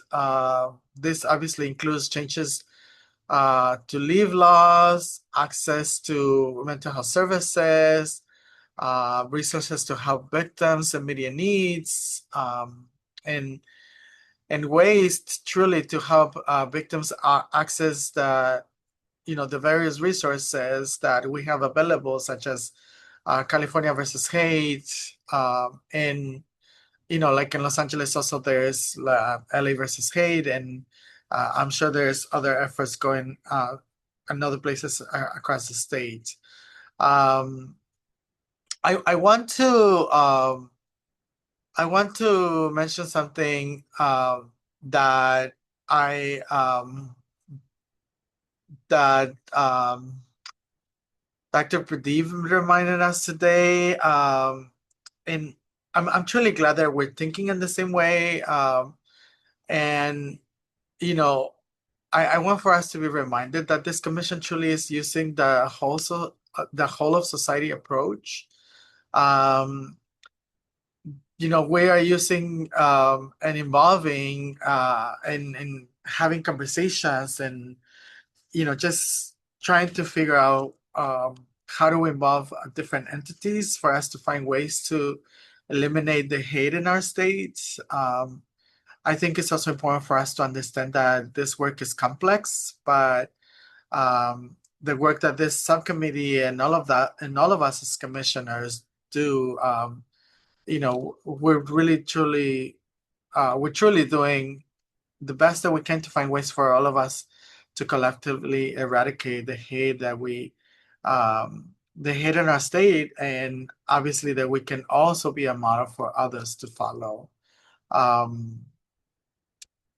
want to also remind us all that everyone as a community will continue to do the work to find ways to respond to what is needed to eliminate the hate in our state, in collaboration with all of you, our fellow commissioners, and our government officials, and truly our broader society. Just to ensure that we find ways for us again to eliminate the hate. I'm open for any questions that any of my fellow commissioners may have, and I appreciate and thank you so much for your attention and support.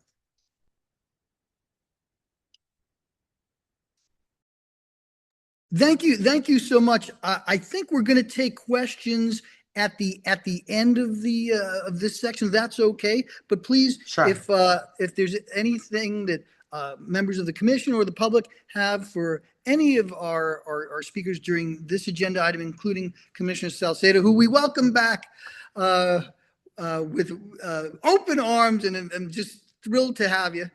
We'll do at the termination of this particular agenda item. So if we can have our next committee, which is our subcommittee on community forums.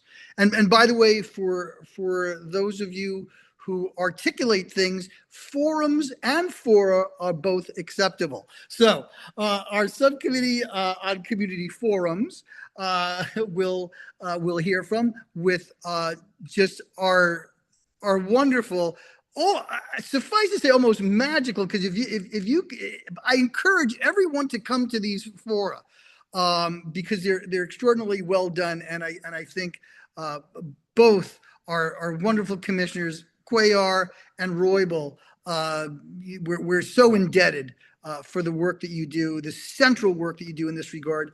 Commissioner Cuellar, our gratitude and the floor are both yours. Thank you, guys. Thank you, everybody.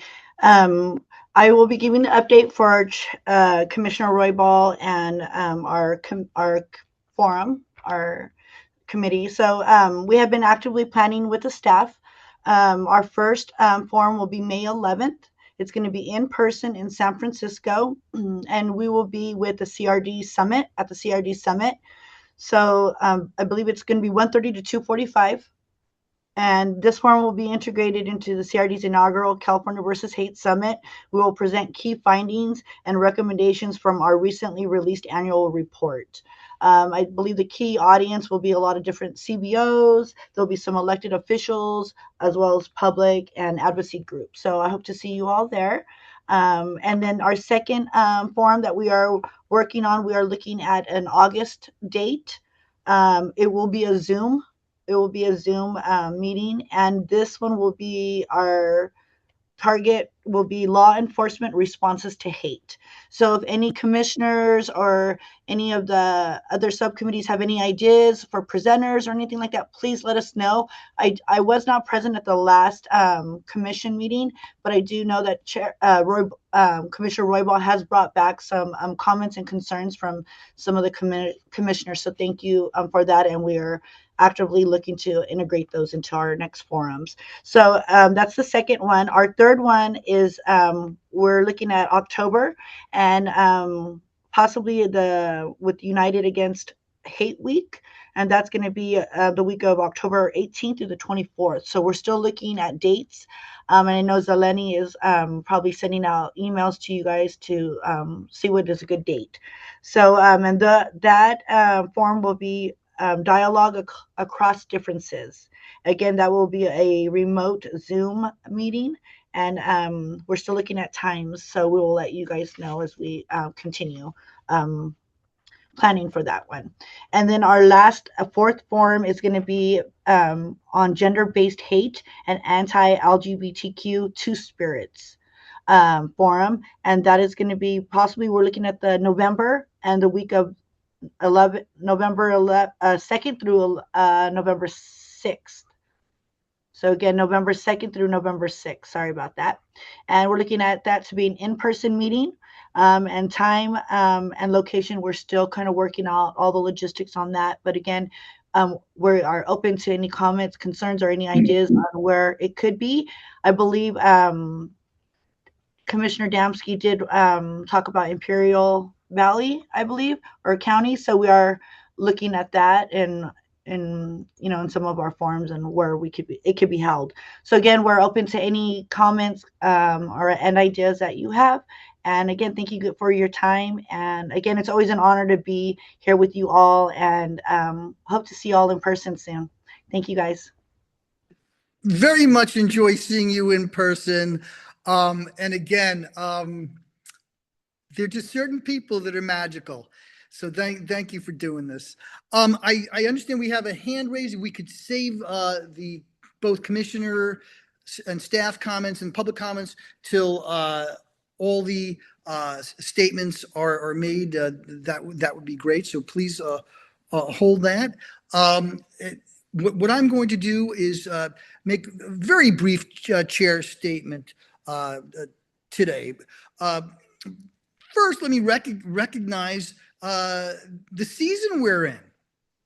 April is a month where we celebrate and acknowledge numerous milestones, and we just got out of holidays, for instance, of Passover and Easter. Prior to that, Ramadan. Last week, as we discussed, the Sikh New Year, and I join our governor in having nothing but best wishes on that for our Sikh brothers and sisters, and that was celebrated on April 14th. Also, Arab American Heritage Month, had a wonderful time at the Arab American Film Festival recently, and got to talk to wonderful folks. So congratulations to all with respect to Arab American Heritage Month. We also had recently Holocaust Remembrance Day, and April is also Autism Acceptance Month. And just because we're kind of on the cusp of the months almost, I also want to extend my good tidings to all our Jewish brothers and sisters for Jewish American Heritage Month, which celebrates its 20th year in May. So, and by the way, if folks find something that I may have missed, please feel free to bring it up in comment sections. But I briefly just want to talk about some of the challenges that are facing civil rights today. In no particular order. Clearly, we have a data gap, and we've had some pioneering research with that that's been presented, showing that millions of Californians experience hate. And by the way, I'd be remiss if I did not congratulate our vice chair for the incredible work she's done with various groups, including Stop AAPI Hate, on getting to that volume of cases that are real people that never report, and that affects different communities differently. So wanted to point that out. So, let's, particularly as we go over some data later, realize that there's a huge data gap, and what's best with law enforcement data is trend analysis, not so much volume. I also want to acknowledge the political environment that we're in, and I want to extend to all Californians of goodwill, irrespective of their politics, to know that this commission represents all. And that's very important. Unfortunately, now we are seeing the levers of government being used not to bring people together, both domestically and internationally, but to oftentimes exploit divisions.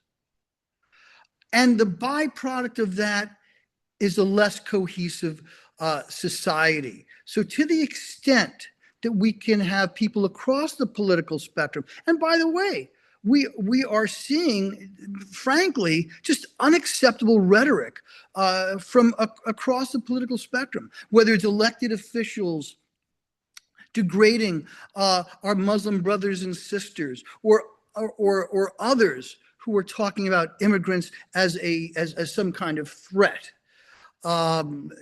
Terrible things, but also this acceptability of violence, which is unfortunately festering across the political spectrum. So I want to point out that our commission and the work, if I may, of the Civil Rights Department does not respond to party lines. Anyone in the state who is victimized because of who they are or because they're exercising their civil liberties is important to us, irrespective of where in the political divide they are. And unfortunately, we are seeing, frankly, just unacceptable statements being made across the political spectrum nationally. The last thing, and I'll two last things rather. One is just yesterday, an indictment was issued for my former employer, the Southern Poverty Law Center. And I am very much concerned about the criminalization of advocacy. And I'd spoken about this at prior meetings about this national security presidential memorandum, which seemed to focus on ideology as opposed to threat.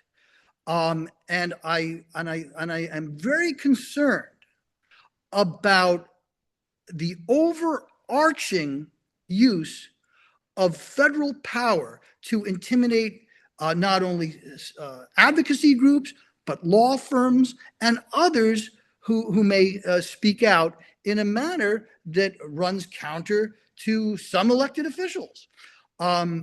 This is a very concerning mark for our democracy. I'll talk a little bit more about that during our discussion of civil liberties. And lastly, the speed and the reach of hate, particularly as we've seen social media platforms become increasingly less moderated and less concerned about the violations that occur on their platforms. So with that, I would like to go to commission discussion, and then we'll go to public discussion. So Rebecca, do any commissioners have their hands raised? I know we had a couple before. Oh, Vice Chair Che, the floor is yours. Thank you, Chair Levin. I actually have a question that was more administrative in nature. I'm afraid. The community forum dates, the law enforcement one in August. Did you say there was a date already for that, or that? Hi, Commissioner Che, or Vice Chair Che. No, there is not a date yet. Okay. So that will probably be announced at the next commission meeting. But we are actively looking. I believe Zeleny might. I'm not too sure if we have kind of honed down a week or not. But as soon as we do, we'll send you guys the email. Okay. And then those two, the United Against Hate Week, those are also, the two of them are over Zoom. Is that right? The only one in person is in November in addition to the May. Correct. That's Okay. correct. Okay. Thank you. You're welcome. Thank you. And I think I saw Commissioner Zafar's hand up there. Is that still up? Yes, thank you, Chair Levin. Floor is Excuse me, yours, sir. I'm also a little bit under the weather. I apologize. This is also kind of a technical point, but I was going to offer our space. We have a beautiful space at Arizona State University for public events. We've hosted California government departments, officials, as well as nonprofits, ACLU, Human Rights Watch. It's a very nice space, community space. We can host up to 175 folks. And the Difference Engine, my startup and the university donate the cost of staff, so it's no cost. And we're looking for folks to do it with. So as a commissioner, I would love to offer that space, and our team can help out. That's what it's for. It's in LA, downtown LA. Thank you so much, Commissioner Zafar. We would love that. Definitely taking notes, and we'll bring it back to the commission and the committee, and we'll discuss it. Thank you so much. Thank you. Do we have any other comments or questions from commissioners or our wonderful staff? Hey, wonderful staff, we adore you. Don't be quiet if you have something you want to bring up.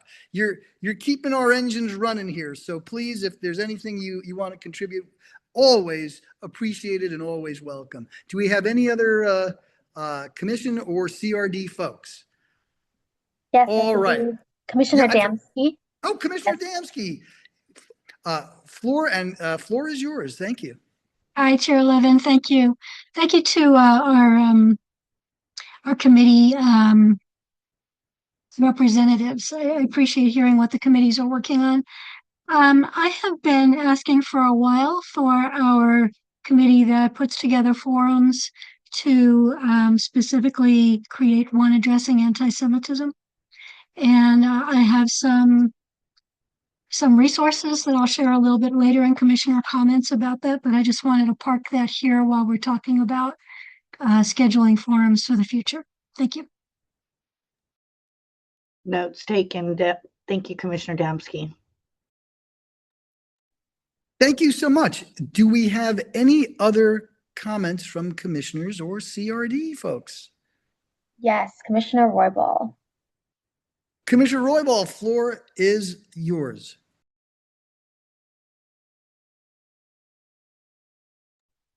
I believe you're on mute, Commissioner Roybal. Unmute, thank you. You would think after all this time that I would remember that.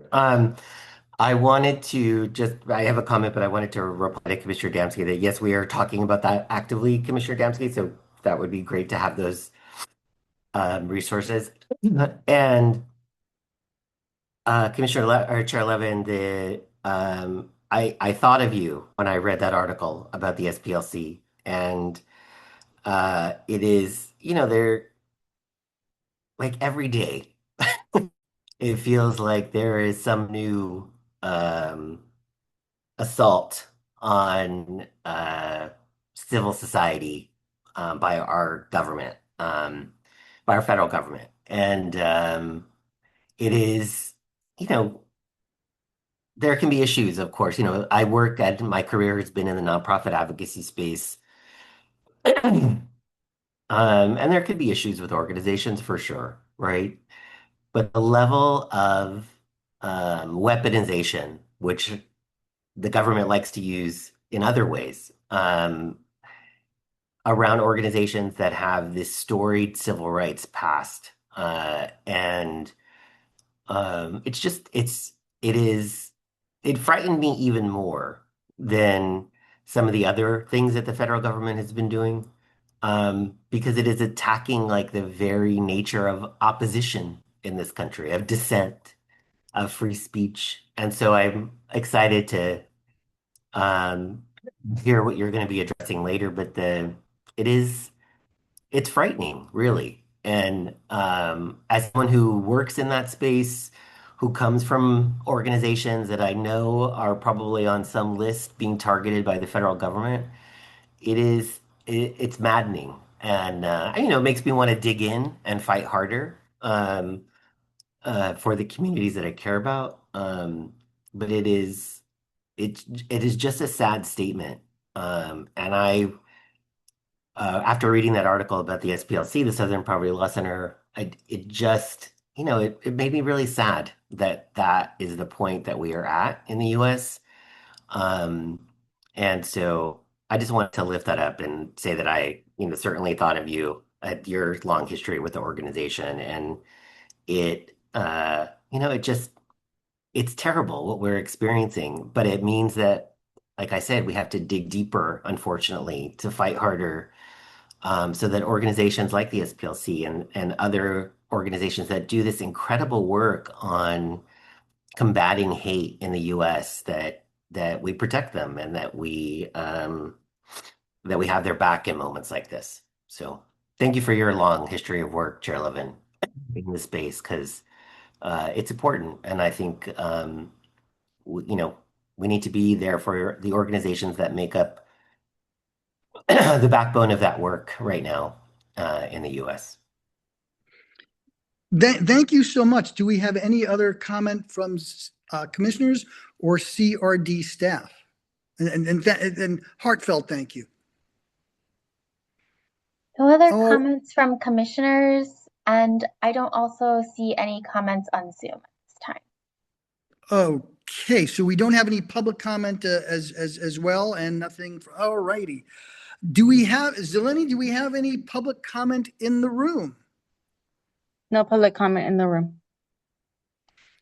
All right. Fantastic. We will now move on to agenda item 6, national data update. And if staff would be kind enough to post there we go, with one of my favorite groups, the California Association of Human Relations Organizations, which incidentally just elected a youth board member, was kind enough to allow me to publish through them and to donate to our wonderful staff at CRD some findings that are coming out preliminarily from the FBI. So if we could just go out to the next slide. And this is a data note. It is preliminary. So there might very well be changes as more agency file and other data is filtered, perhaps filtered out. Also, I want to note December 2025 in the heat maps that we did showed a real drop off in December, but that could be just because, just like tax time, everybody sends in their envelope at the last available time. So with all the disclaimers, I want to present to you some of the findings. And if we could go over to the next slide, that would be great. Again, these are preliminary. We're expecting later in the year, perhaps as early as late June, the final numbers. And in talks that I had with some really excellent analysts over at the FBI NIBRS program, one of the things that I suggested, and I'm sure I'm not the only one, was to make the FBI data dynamic. In other words, updated, as we're trying to do here in the state, monthly. And they're doing that. That doesn't mean everyone that participates does it in the most timely way. However, what I had seen was there was a social media posting by someone in the federal government that had limited data. When I went back and compared it to what was available on the site,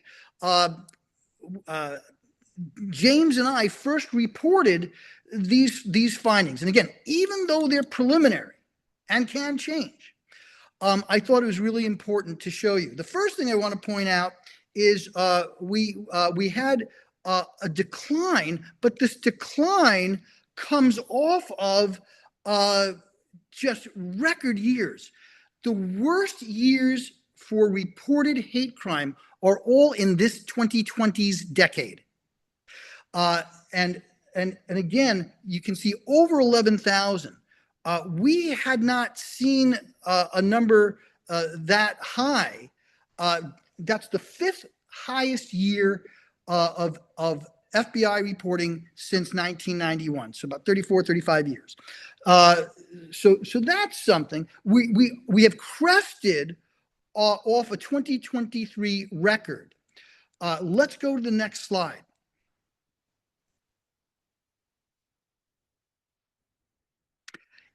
Again, preliminary, but look at this. In 2025, almost half of all hate crimes reported nationally were just three groups: anti-Black, anti-Jewish, and anti-Latino. So that is interesting, but I caution, because many groups that don't have the infrastructure for national reporting will report less. Let's go to the next slide real quick. Here we see 2025, this is nationally, versus 2015. And if you look, there's some interesting stuff there. First is the proportion of anti-Black has gone down, even though anti-Black hate crimes are still the number one. What we also saw was anti-Jewish become the clear second most common of reported hate crimes in 2025, and that's despite a decline last year. Also, look at that, anti-Latino, first time ever that it has entered the top three. And in a year of declining hate crime, anti-Latino actually went up. And this is the first time that we've seen over 1,000. What I also would say is, imagine the number of people from the Latino community that don't want to report for a variety of reasons in light of the just cruel enforcement actions which have been taking place over the last year, which, by the way, the overwhelming majority involve people with no criminal records. So we can see a bit of a change there with regard to who's getting victimized. What I would also say is that there's a little bit of a switch going on. Anti-gay male, which was tied for second 10 years ago, has declined with regard to the percentage. But that doesn't mean that the LGBTQIA plus community is not being targeted. They're just being targeted in different proportions. What do I mean? Look at LGBTQ mixed, for instance, which has increased. And anti-transgender has increased as well. If we could go to the next slide, we're going to see a comparison relating to California. Again, this comes from what has been reported to the FBI so far. It is filtered generally through the California Attorney General's office, who comes out with a report later in the year. So this is still preliminary. What we're looking at is a decline of maybe 9 to 13%. But look at that number. Anti-Latino, I think that looks like a probable record. I'll double check for California as well. Look as well, though, anti-gay male, still a higher prevalence of attacks here in California. And look at that. Look at those three for California: anti-gay male, anti-LGBTQ mixed, and anti-transgender. When you add that all up, what it seems is, it's not that anti-gay hate is evaporating, it's just reshuffling a bit. So that's a cause of concern when we look at what's going on here. Also, anti-Asian in California made it into the top categories. But again, I'm concerned. It's not just that we have a large population of Asian residents.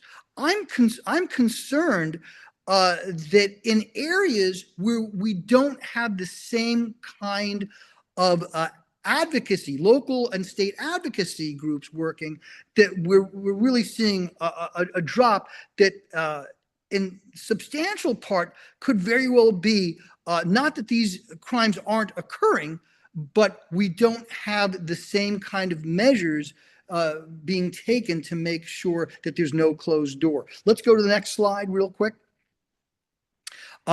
Here we have the different categories again in the preliminary area. But what I would say is, I'm sorry. This is California. It looks like. Yeah, I'm sorry. These are not national. These are for California. Look at that. Anti-Muslim went up here in California when nationally it at least appeared to decline. And again, anti-transgender up, anti-Hispanic or Latino up almost 15% in the state. Which is why I believe we have a record. Look at that, though. Anti-Jewish, even with a 15% decline, one of the worst years that we've had here in California. If we can go to the next slide. And this looks at categories over the 10-year. And that's what I kind of want to concentrate here. Overall, nationally, this is nationally now, not California. The other slide was California. This one's nationally. 88% increase 2025 over 2015. And look at that, nearly all but one. And the reason why anti-Muslim went down a bit was we had a head and shoulder top in the prior decade around the Muslim ban proposal, the elections, and some geopolitical conflict. So look at how much this has increased nationally. And that, I think, is a big headliner. Even with an 11% decline, we're still 88% above where we were nationally 10 years ago. Remember, this is all preliminary. Let's go to the next slide real quick. This is all hate crime. Look at that. There's that decline. And that sounds like we should be happy, but let's take the microscope and go to the next slide. California, also down like 9 to 13%. But be careful. There was a de-escalation in geopolitical conflict last year, and it wasn't a national election year. Let's go to the next slide. Look at that, though. Aggravated assaults, the second worst year nationally. So that's one of the big headlines that we have. Fifth worst year overall. Record for anti-Latino. And but even with some of these declines, look at that. The second worst year for aggravated assaults. So what we're seeing is a diversification with regard to attacks, but they're also becoming more violent. And by the way, FBI also showed an increase in homicides. I don't use that because that's their most problematic offense count. They didn't include the Pulse nightclub, for instance. But in my enumeration of hate homicides, they went up, and they are diversifying. And extremist homicides are diversifying as well. If we could go to the next slide real quick. Here's anti-Latino hate crime in California. Just look at that. And look what it coincides with. During a year when immigrants, and particularly Latino immigrants, were portrayed as invaders and criminals and all this other kind of horrible stereotyping. If we could go to the next slide. This is now nationally, and you can see that uptick nationally as well. So it looks like a record both statewide and nationally, but we'll see when the final numbers are in. Next slide, please. look at this terrible, terrible chart. Anti-transgender hate. Now, one thing, the first few years when different bias categories are countered, you'll often see like a snap up.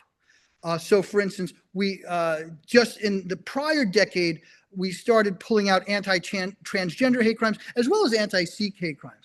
So even if you want to take another time frame, let's say give them 5 years for data collection, 2019 going up. Look at that. And what has happened? This correlates to massive amounts of political spending on anti-transgender advertising, as well as anti-transgender legislation that's been taking place. And not only that, policies, including affecting here in California, that is taking away the right of families and children to lever their own medical treatment. Anyway, that's a chart there. Let's go to another one. Next slide, please. Anti-Jewish hate in California. Look at that. So we're even with a significant decline, low double digits. Look at that. It still looks like about the second or third worst that we've had in the state of California. It looks like fourth highest, it says. Nationally, it's the third highest, and we've been seeing again with the assaults. While there's been a decline, they still remain stubbornly high with respect to our Jewish brothers and sisters. So if we could go on to another slide real quick, anti-Asian. This is what I'm really concerned about. I'm concerned that the avenues for which the very broad Asian American community has for reporting is being diminished. Not necessarily, it's not that, for instance, here in California versus hate, we're closing up shop, or some of the great advocacy groups are. But what I'm saying is, at a time when there's heightened fear and targeting, and we don't have the kind of perhaps outreach that we had in 2020 and 2021, I am concerned that some of that most recent decline relates to obstacles with respect to reporting rather than fully representing an organic decline. In any event, if you look at these declines across many groups, they're still historically elevated. If we could go to the next slide. Here's anti-Black hate crime in California. It actually looks like it bucked the trend nationally and went up. Anti-Black hate crime remains nationally the most frequently reported hate crime. If we could go to the next slide. As you can see, the decline nationally is a bit different than here in California. And what I think this reflects, by the way, in places where you don't have advocacy groups, right? When you get out of the major metro areas, I think what you're seeing is a real decline in reporting across the board, particularly when you take out the major metro areas, which have hate crime units and also have greater advocacy group participation. Next slide.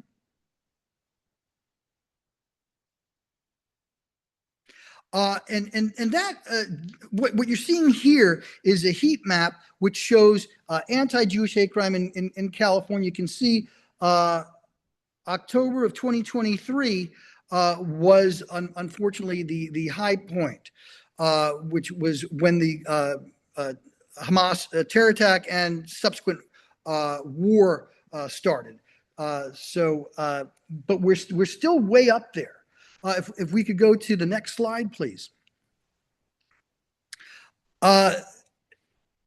9/11 really affected records for the Muslim and Arab community. This is a combined, this is from FBI data. We see a bit of a drop off, but what I can tell you is we still are in, for instance, anti-Muslim hate crimes. I believe it was the 9th worst year last year. But part of the issue is it's stubbornly nationally reporting above 200, which we have not. We generally want to see that number down, and we saw during the last decade, and it's more in the national numbers, a real head and shoulder top from 2015 to 2017. And interestingly enough, during that time, aggravated assaults actually were higher than what we saw in that big spike in 2001. So I'm gonna close talking about that.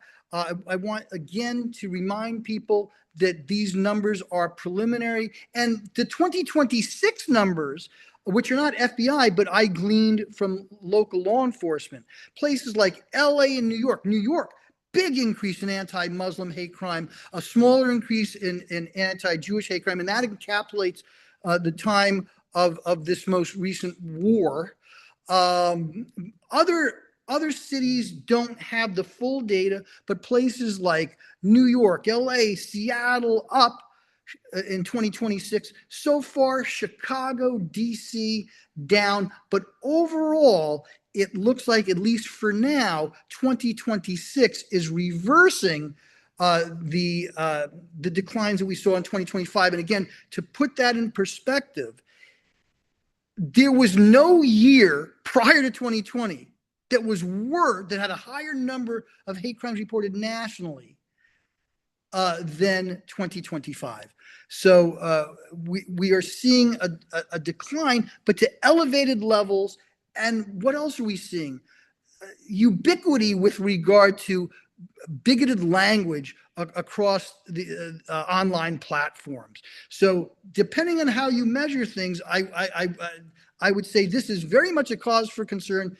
It was an off year with regard to elections. We had a de-escalation in some geopolitical conflicts.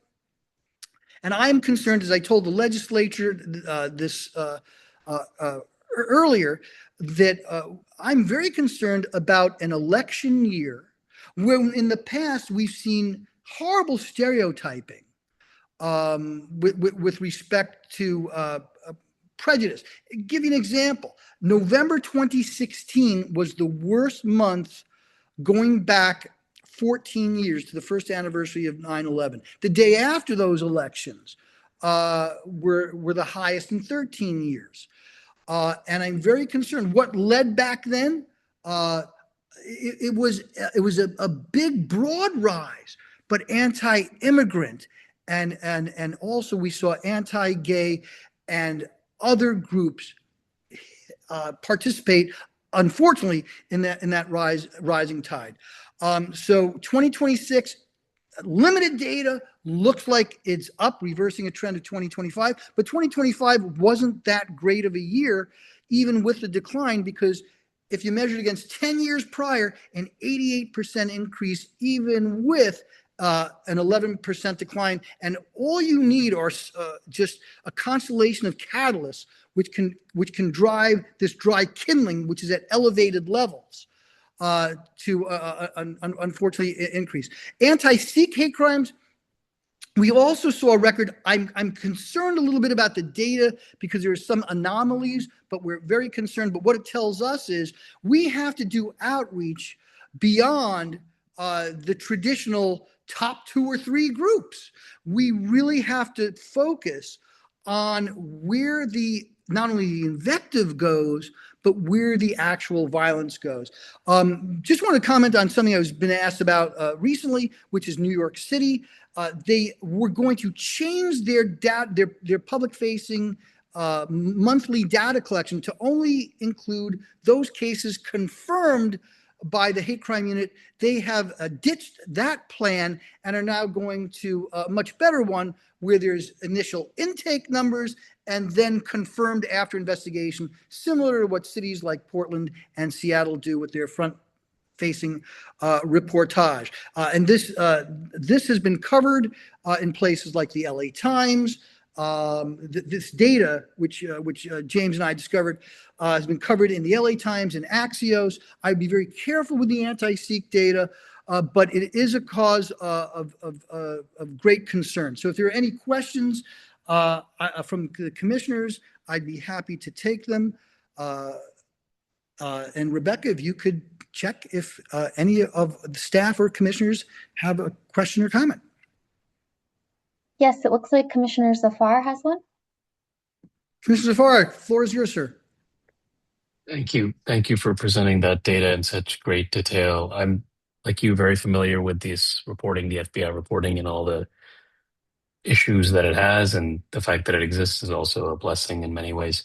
I have a question. I don't know if you know this off the top of your head, but is there a reason for why the anti-Muslim category vanished from 2015 to 2025? Was it lumped into the all other categories?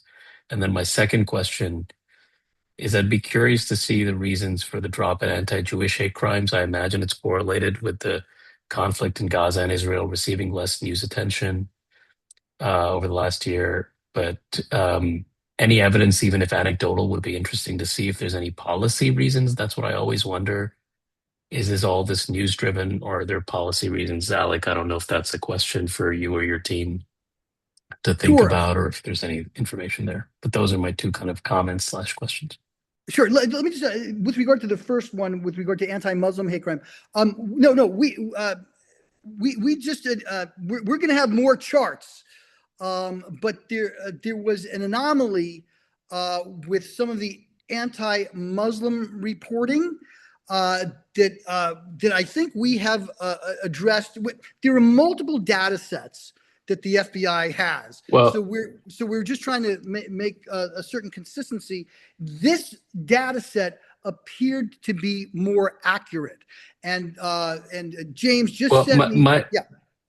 Sorry to interrupt. My question was specifically about one of the graphs. It was early on. If we can go back to that, it was the 2015 to 2025 comparison right near the start. It's a pie chart, two pie charts, one on the left, one on the right. This one, I think. So there's the category in 2015. I imagine these are both federal crime data from the FBI. It just was interesting to me that the anti-Muslim category seemed to vanish from 2015 to 2025. And it seems like it might have been lumped into all other categories. I don't know if you know off the top of your head if that was, if there's a reason for that. Yes. It's in all other categories just because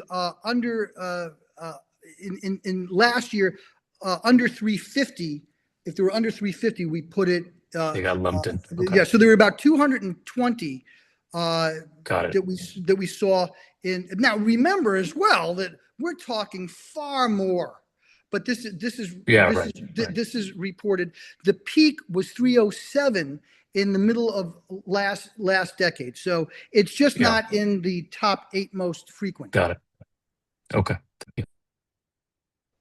And with regard to anti-Jewish, when we saw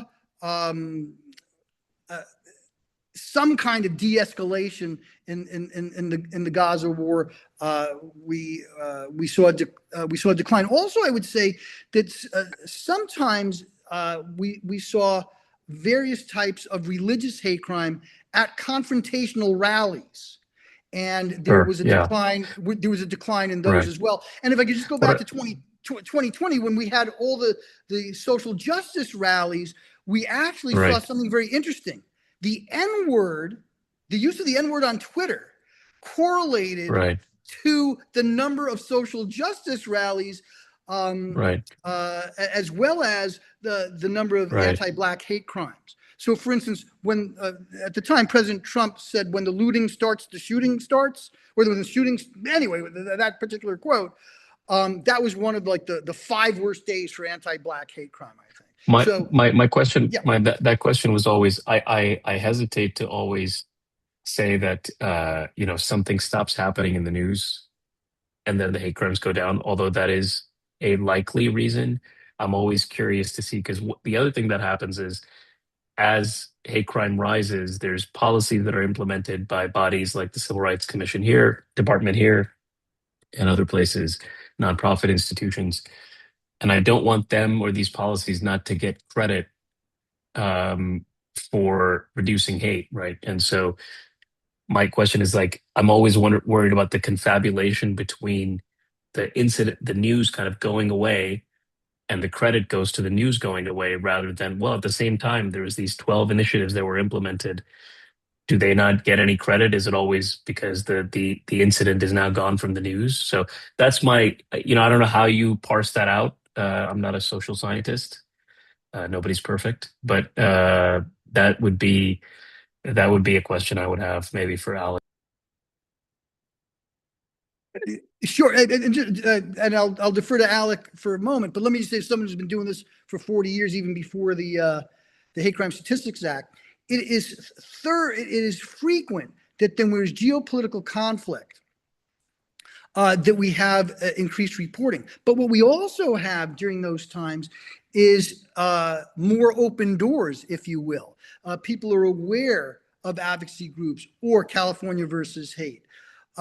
So sometimes what we end up seeing is two impacts. One, the news, but also outreach.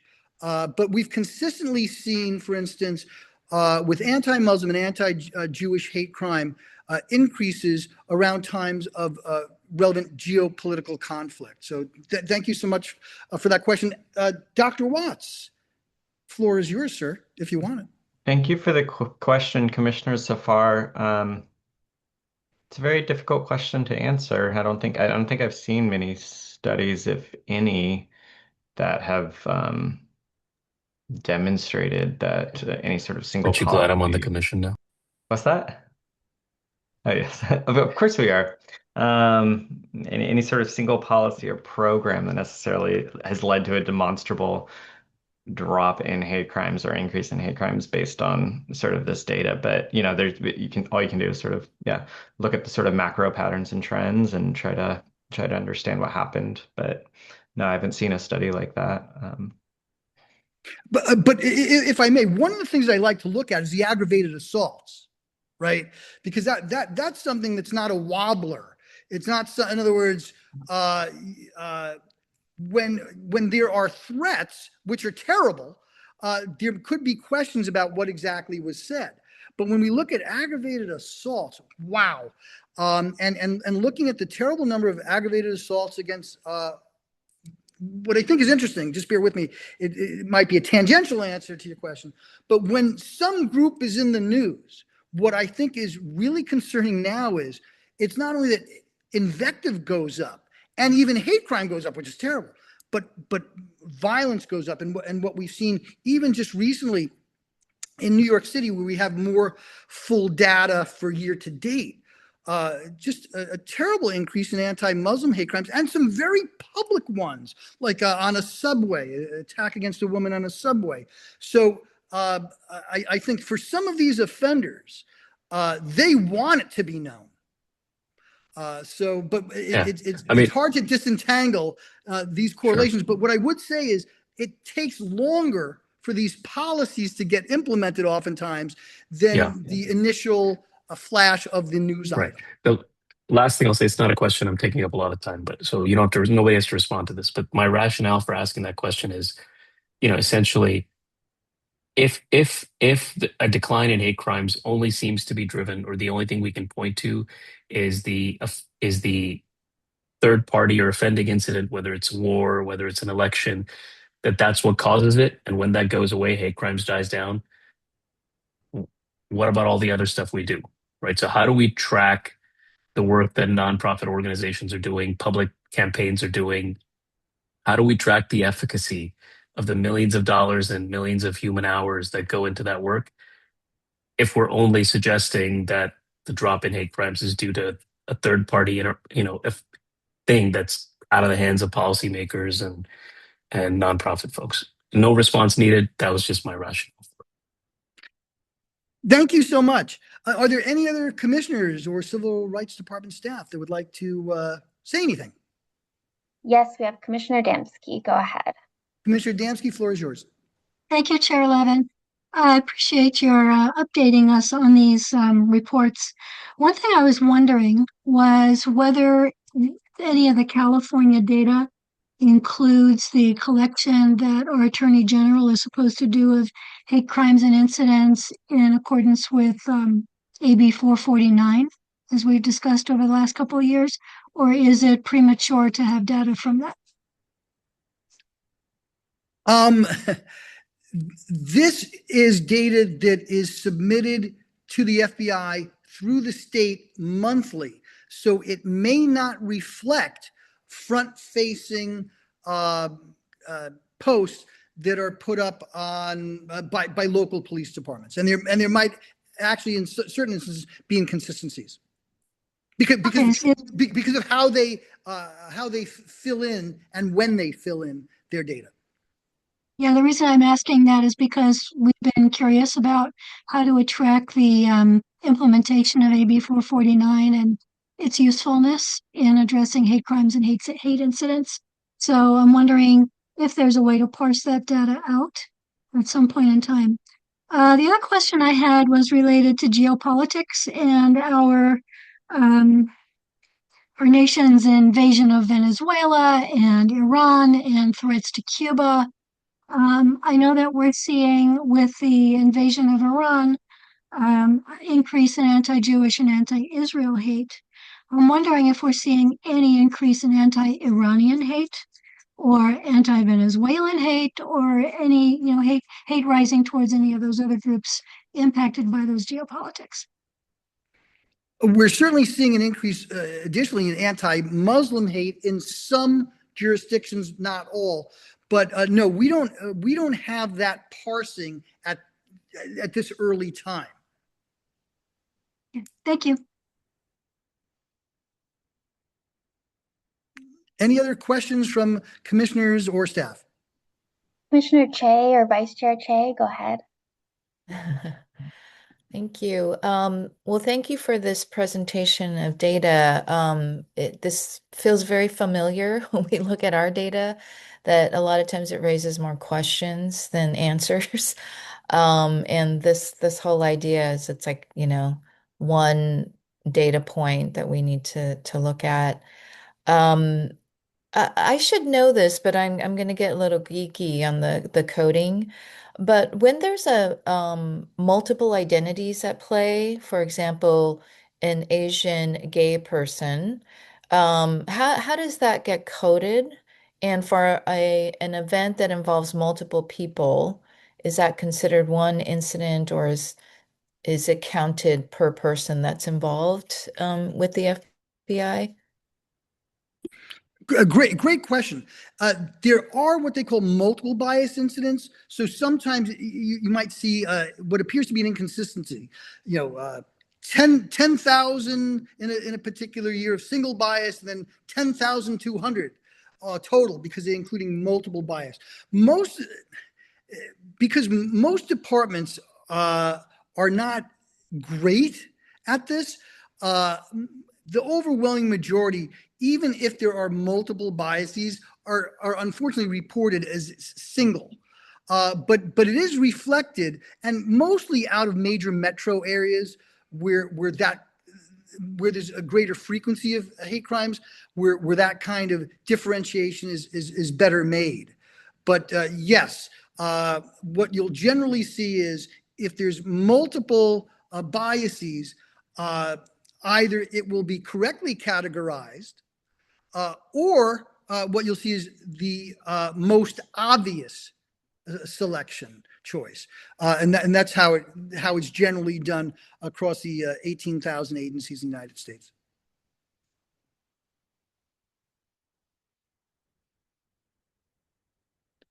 Do we have any other commissioner questions or comments?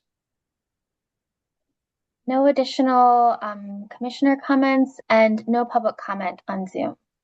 Fantastic. Alec, if it is okay, what I would like to do is go to commission member announcements, because we have a new commissioner here who has a hard deadline. So I believe we're allowed to switch order. So if we can, I'd like to go to commission member announcements, and then we'll go to our discussion of civil rights and civil liberties. So I will open the floor to commissioners. Oh, and Commissioner Salcedo, floor is yours. Thank you so much. Just want to, announce to everyone that the Trans Latino Coalition break ground for our new building last Friday. And so we had a really beautiful celebration, a groundbreaking celebration. We had different elected officials come. We did have a time capsule where different community members put offerings there, and the idea is that we will get this time capsule out in 30 years. And so it was really beautiful. I just wanted to share with you this, and we should have a new center in the next 2 years. Thank you. That's wonderful. Thank you. Commissioner Damsky. Thank you, Chair. Congratulations, Commissioner Salcedo. That's wonderful. I wanted to announce that this past Sunday, I attended the American Jewish Committee's Standing Together Against Anti-Semitism Community Summit in San Diego. And this relates to my earlier comments about wishing that we were to have a forum that addresses anti-Semitism. One of the workshops that I attended was called Interfaith Approaches to Combating Anti-Semitism. We had a Christian theology professor. We had a associate director of U.S. Muslim-Jewish Relations at AJC speaker, and also a local rabbi. I asked each of them if they would be willing to replicate a similar discussion for our commission. And they all were resoundingly supportive of that idea. What I liked about this particular workshop, which was different from most other events and speeches and trainings I've attended on addressing any kind of hate, is that they were talking about addressing it from within the perspective of their own faith. And I think that's kind of a unique way of looking at how do we address this particular issue, rather than looking at it from a political lens, to looking at it through the lens of particular spiritual approaches. I found them engaging, very warm, and I can forward their names to our staff after our commission. Thank you. That's my comments. Thank you. Do we have any other commissioners' statements? And including, I want to make sure, commissioners. Can I add something? Oh, yes, please. I also want to say I was greatly surprised to see CRD staff having a table at that event, promoting California versus Hate hotline, and having their wonderful posters and resources for the community. So it was a nice surprise to see them there. Thank you. Are there any other commissioners? I also want to make sure, just because it's Commissioner Zafar's first meeting, to please, the floor is yours. If not for anything else, that we welcome you wholeheartedly, and it's so glad you're here. And I just want to convey, and again, you're not on the spot, but we'd love to hear from you, to offer my congratulations from Commissioner Suthers, who couldn't make it today, who is a big fan of yours. I'm a big fan of his as well. Yeah, it's a pleasure to be here. Thank you to the staff, to the governor, to my fellow commissioners. It's a privilege to be here. I've already annoyed you enough with my questions, so you know the kind of commissioner I'm going to be. Yeah, I've been working in some shape or form on these issues for the last 20 years. And as a civil rights lawyer, we want to go out of business. That's what I tell people. It'd be nice if I just went out of business and I could do something else. And so never thought it would get worse post 9/11, but here we are. And I'm glad bodies like this exist. I'm glad that I'm a Californian, that I live in this state, and that we get to raise these issues, that we get support to raise these issues and create a safe space, at least for our residents, and inspire the rest of the country to follow our model. So grateful, happy, and humble.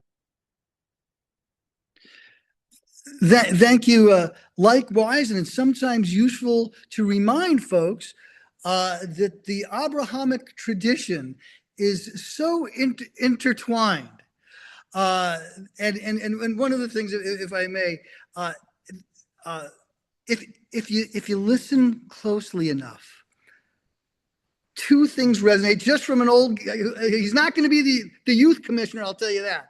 But for someone who's been involved in interfaith for decades, the one by the way, including the non-Abrahamic faiths as well. But one thing at the roots of these shared inheritances is commitment to community and a recognition that all who are among us, who are of faith, are made in the image of God. And indeed, Muslims and Jews pray to the same God. So don't let the cacophonous voices that negate peace, that negate conflict resolution, have the loudest, which they may at times, but these commissioners and these staff who are dedicated to the protection of all Californians, irrespective of faith or none at all, political affiliation or anything else, come with that earnest mission to protect all who reside among us. And thank you so much, Commissioner Zafar. I will call you at some point because I'd love to go out to eat with you, and I also owe Commissioner Roybal a meeting, which As long as it's not me. Later. So thank you. Are there any other commissioners? I just want to make sure that Commissioner Zafar had an opportunity to talk because he's on a hard break, and for the first time in a year, I think we might get close to that noon time. So any other comments? All right. Do we have any public comments? No public comment on Zoom. All right.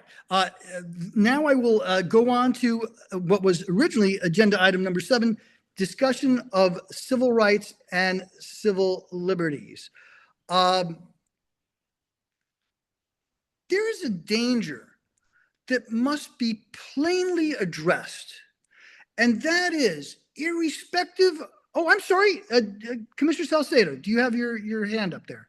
Yes, I do just want to Please. make sure that I No, please. notified everyone that I do have to jump off in about 3 minutes. Oh, please, floor is yours, please. No, I was just notifying that I need to jump off. Oh, okay. If I may, there is a danger with respect to something plain, and that is the weaponization of government power against not only the most vulnerable groups, but also organizations that hold power accountable. We are seeing just a cruel tact which has been occurring with regard to immigration. And I'm going to beat this horse, if I may, figuratively. The overwhelming majority of people that are being targeted and being deported have no criminal convictions. And that is not what the American public, if you look at polling, agrees with. Moreover, we have seen something where the pride flag at the Stonewall Monument was targeted until a lawsuit threat took place. We're seeing the right to protest be dealt with the same kind of gunboat lack of diplomacy that we are seeing our foreign affairs taking place. And I want to bring up just sometimes as an example, Dr. Ozturk, who I brought up sequentially, who was targeted because of an op-ed she did, which supported BDS, which, by the way, I happen to find the academic component to that inconsistent, but nevertheless, writing an op-ed should not be the basis of someone being deported or threatened with deportation. Basically, she had to self-deport. What kind of message does that send to people who have different viewpoints? I would have loved to have gotten someone like that into discussions in an academic setting or elsewhere. And now we are seeing through the National Security Presidential Memo 7 what appears to be a targeting of groups that disagree with members of the current administration. This weaponizing has no place in civil society. And most recently, we have seen the Southern Poverty Law Center. And again, I don't have a relationship with them now, worked with them over 30 years ago when I wasn't even eligible for youth membership then. But what I can say, and I've had disagreements in some of the ways that Southern Poverty Law Center does things. But nevertheless, this is a group that had landmark decisions against the United Klans of America, the Invisible Knights, White Aryan Resistance. And to me, this looks more like punishment for their viewpoints. And indeed, let me just say, part of what they were doing was not only organizational advocacy, it was also journalism. And as the Supreme Court said in Texas versus Johnson on flag burning, if there's a bedrock principle underlying the First Amendment, it is the government may not prohibit the expression of an idea simply because society finds that idea itself offensive or disagreeable. In this case, it is extraordinarily disturbing. We have to protect the right of organizations. And by the way, that includes organizations across the political spectrum, including those who say things that I might personally disagree with. Indeed, 10 years ago, I saved a Klansman's life from a mob, even though I find his viewpoints abhorrent to everything I believe in. But we have a tradition. And again, we talked about Abrahamic faiths, for instance. Well, there's something about these faiths, but also civic democracy and no faith at all. And that is the protection of those who speak uncomfortable truth to comfortable power. And that includes this commission. We have folks who have disagreements with what some of us might say. But nevertheless, if we are going to protect the most vulnerable among us, religious minorities, political dissenters, and people from a variety of communities, including the LGBTQIA plus community, if we are to protect the most, and by the way, including people who might be conservative folks of goodwill who feel that their voices are sometimes being silenced. The fact of the matter is that protecting the rights of organizations to monitor, document, and challenge hatred is not a partisan cause. It is indeed the precondition of every other freedom that we hold sacrosanct. And I would, if there was the prosecution of a conservative group that I disagreed with, I would stand up for them as well. This particular indictment looks to me shallow, and I look forward to whatever comes about through court proceedings, including a presumption of innocence. So I had wanted to talk about birthright citizenship, voting rights, and what appears to me to be something which I am afraid about is the political enforcement of voting laws. And we've even seen that here in California, where ballots were detained by law enforcement. So bottom line is, stay tuned, but I believe that this attack on the Southern Poverty Law Center, and I have disagreements with them. Indeed, I left there, but I think that we have an obligation to protect free speech and association, particularly when it's done in the service of protecting the most vulnerable among us.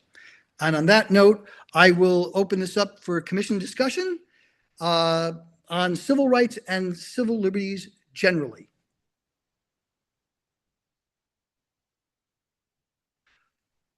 Rebecca, no comments? Okay. Do we have any public comment on Zoom? No public comment on Zoom. Adrian, do we have any emailed public comment? No email public comment. Zeleny, do we have any public comment in the room? No public comment in the room. All right.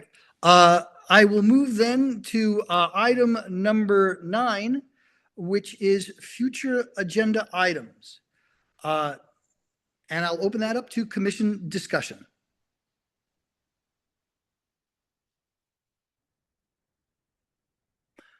Okay, I will open it now up to public comment.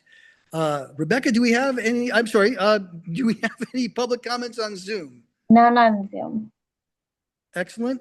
Do we have any emailed public comment? No email public comment. All right. And Zeleny, do we have any public comment in the room? No public comment in the room. All right. We will now go to agenda item number 10, public comment on items not on the agenda. The commission may not discuss or act on any matter raised during the public comment section that is not included on this agenda, except whether to decide to place the matter on the agenda for a future meeting. Is there any commission discussion?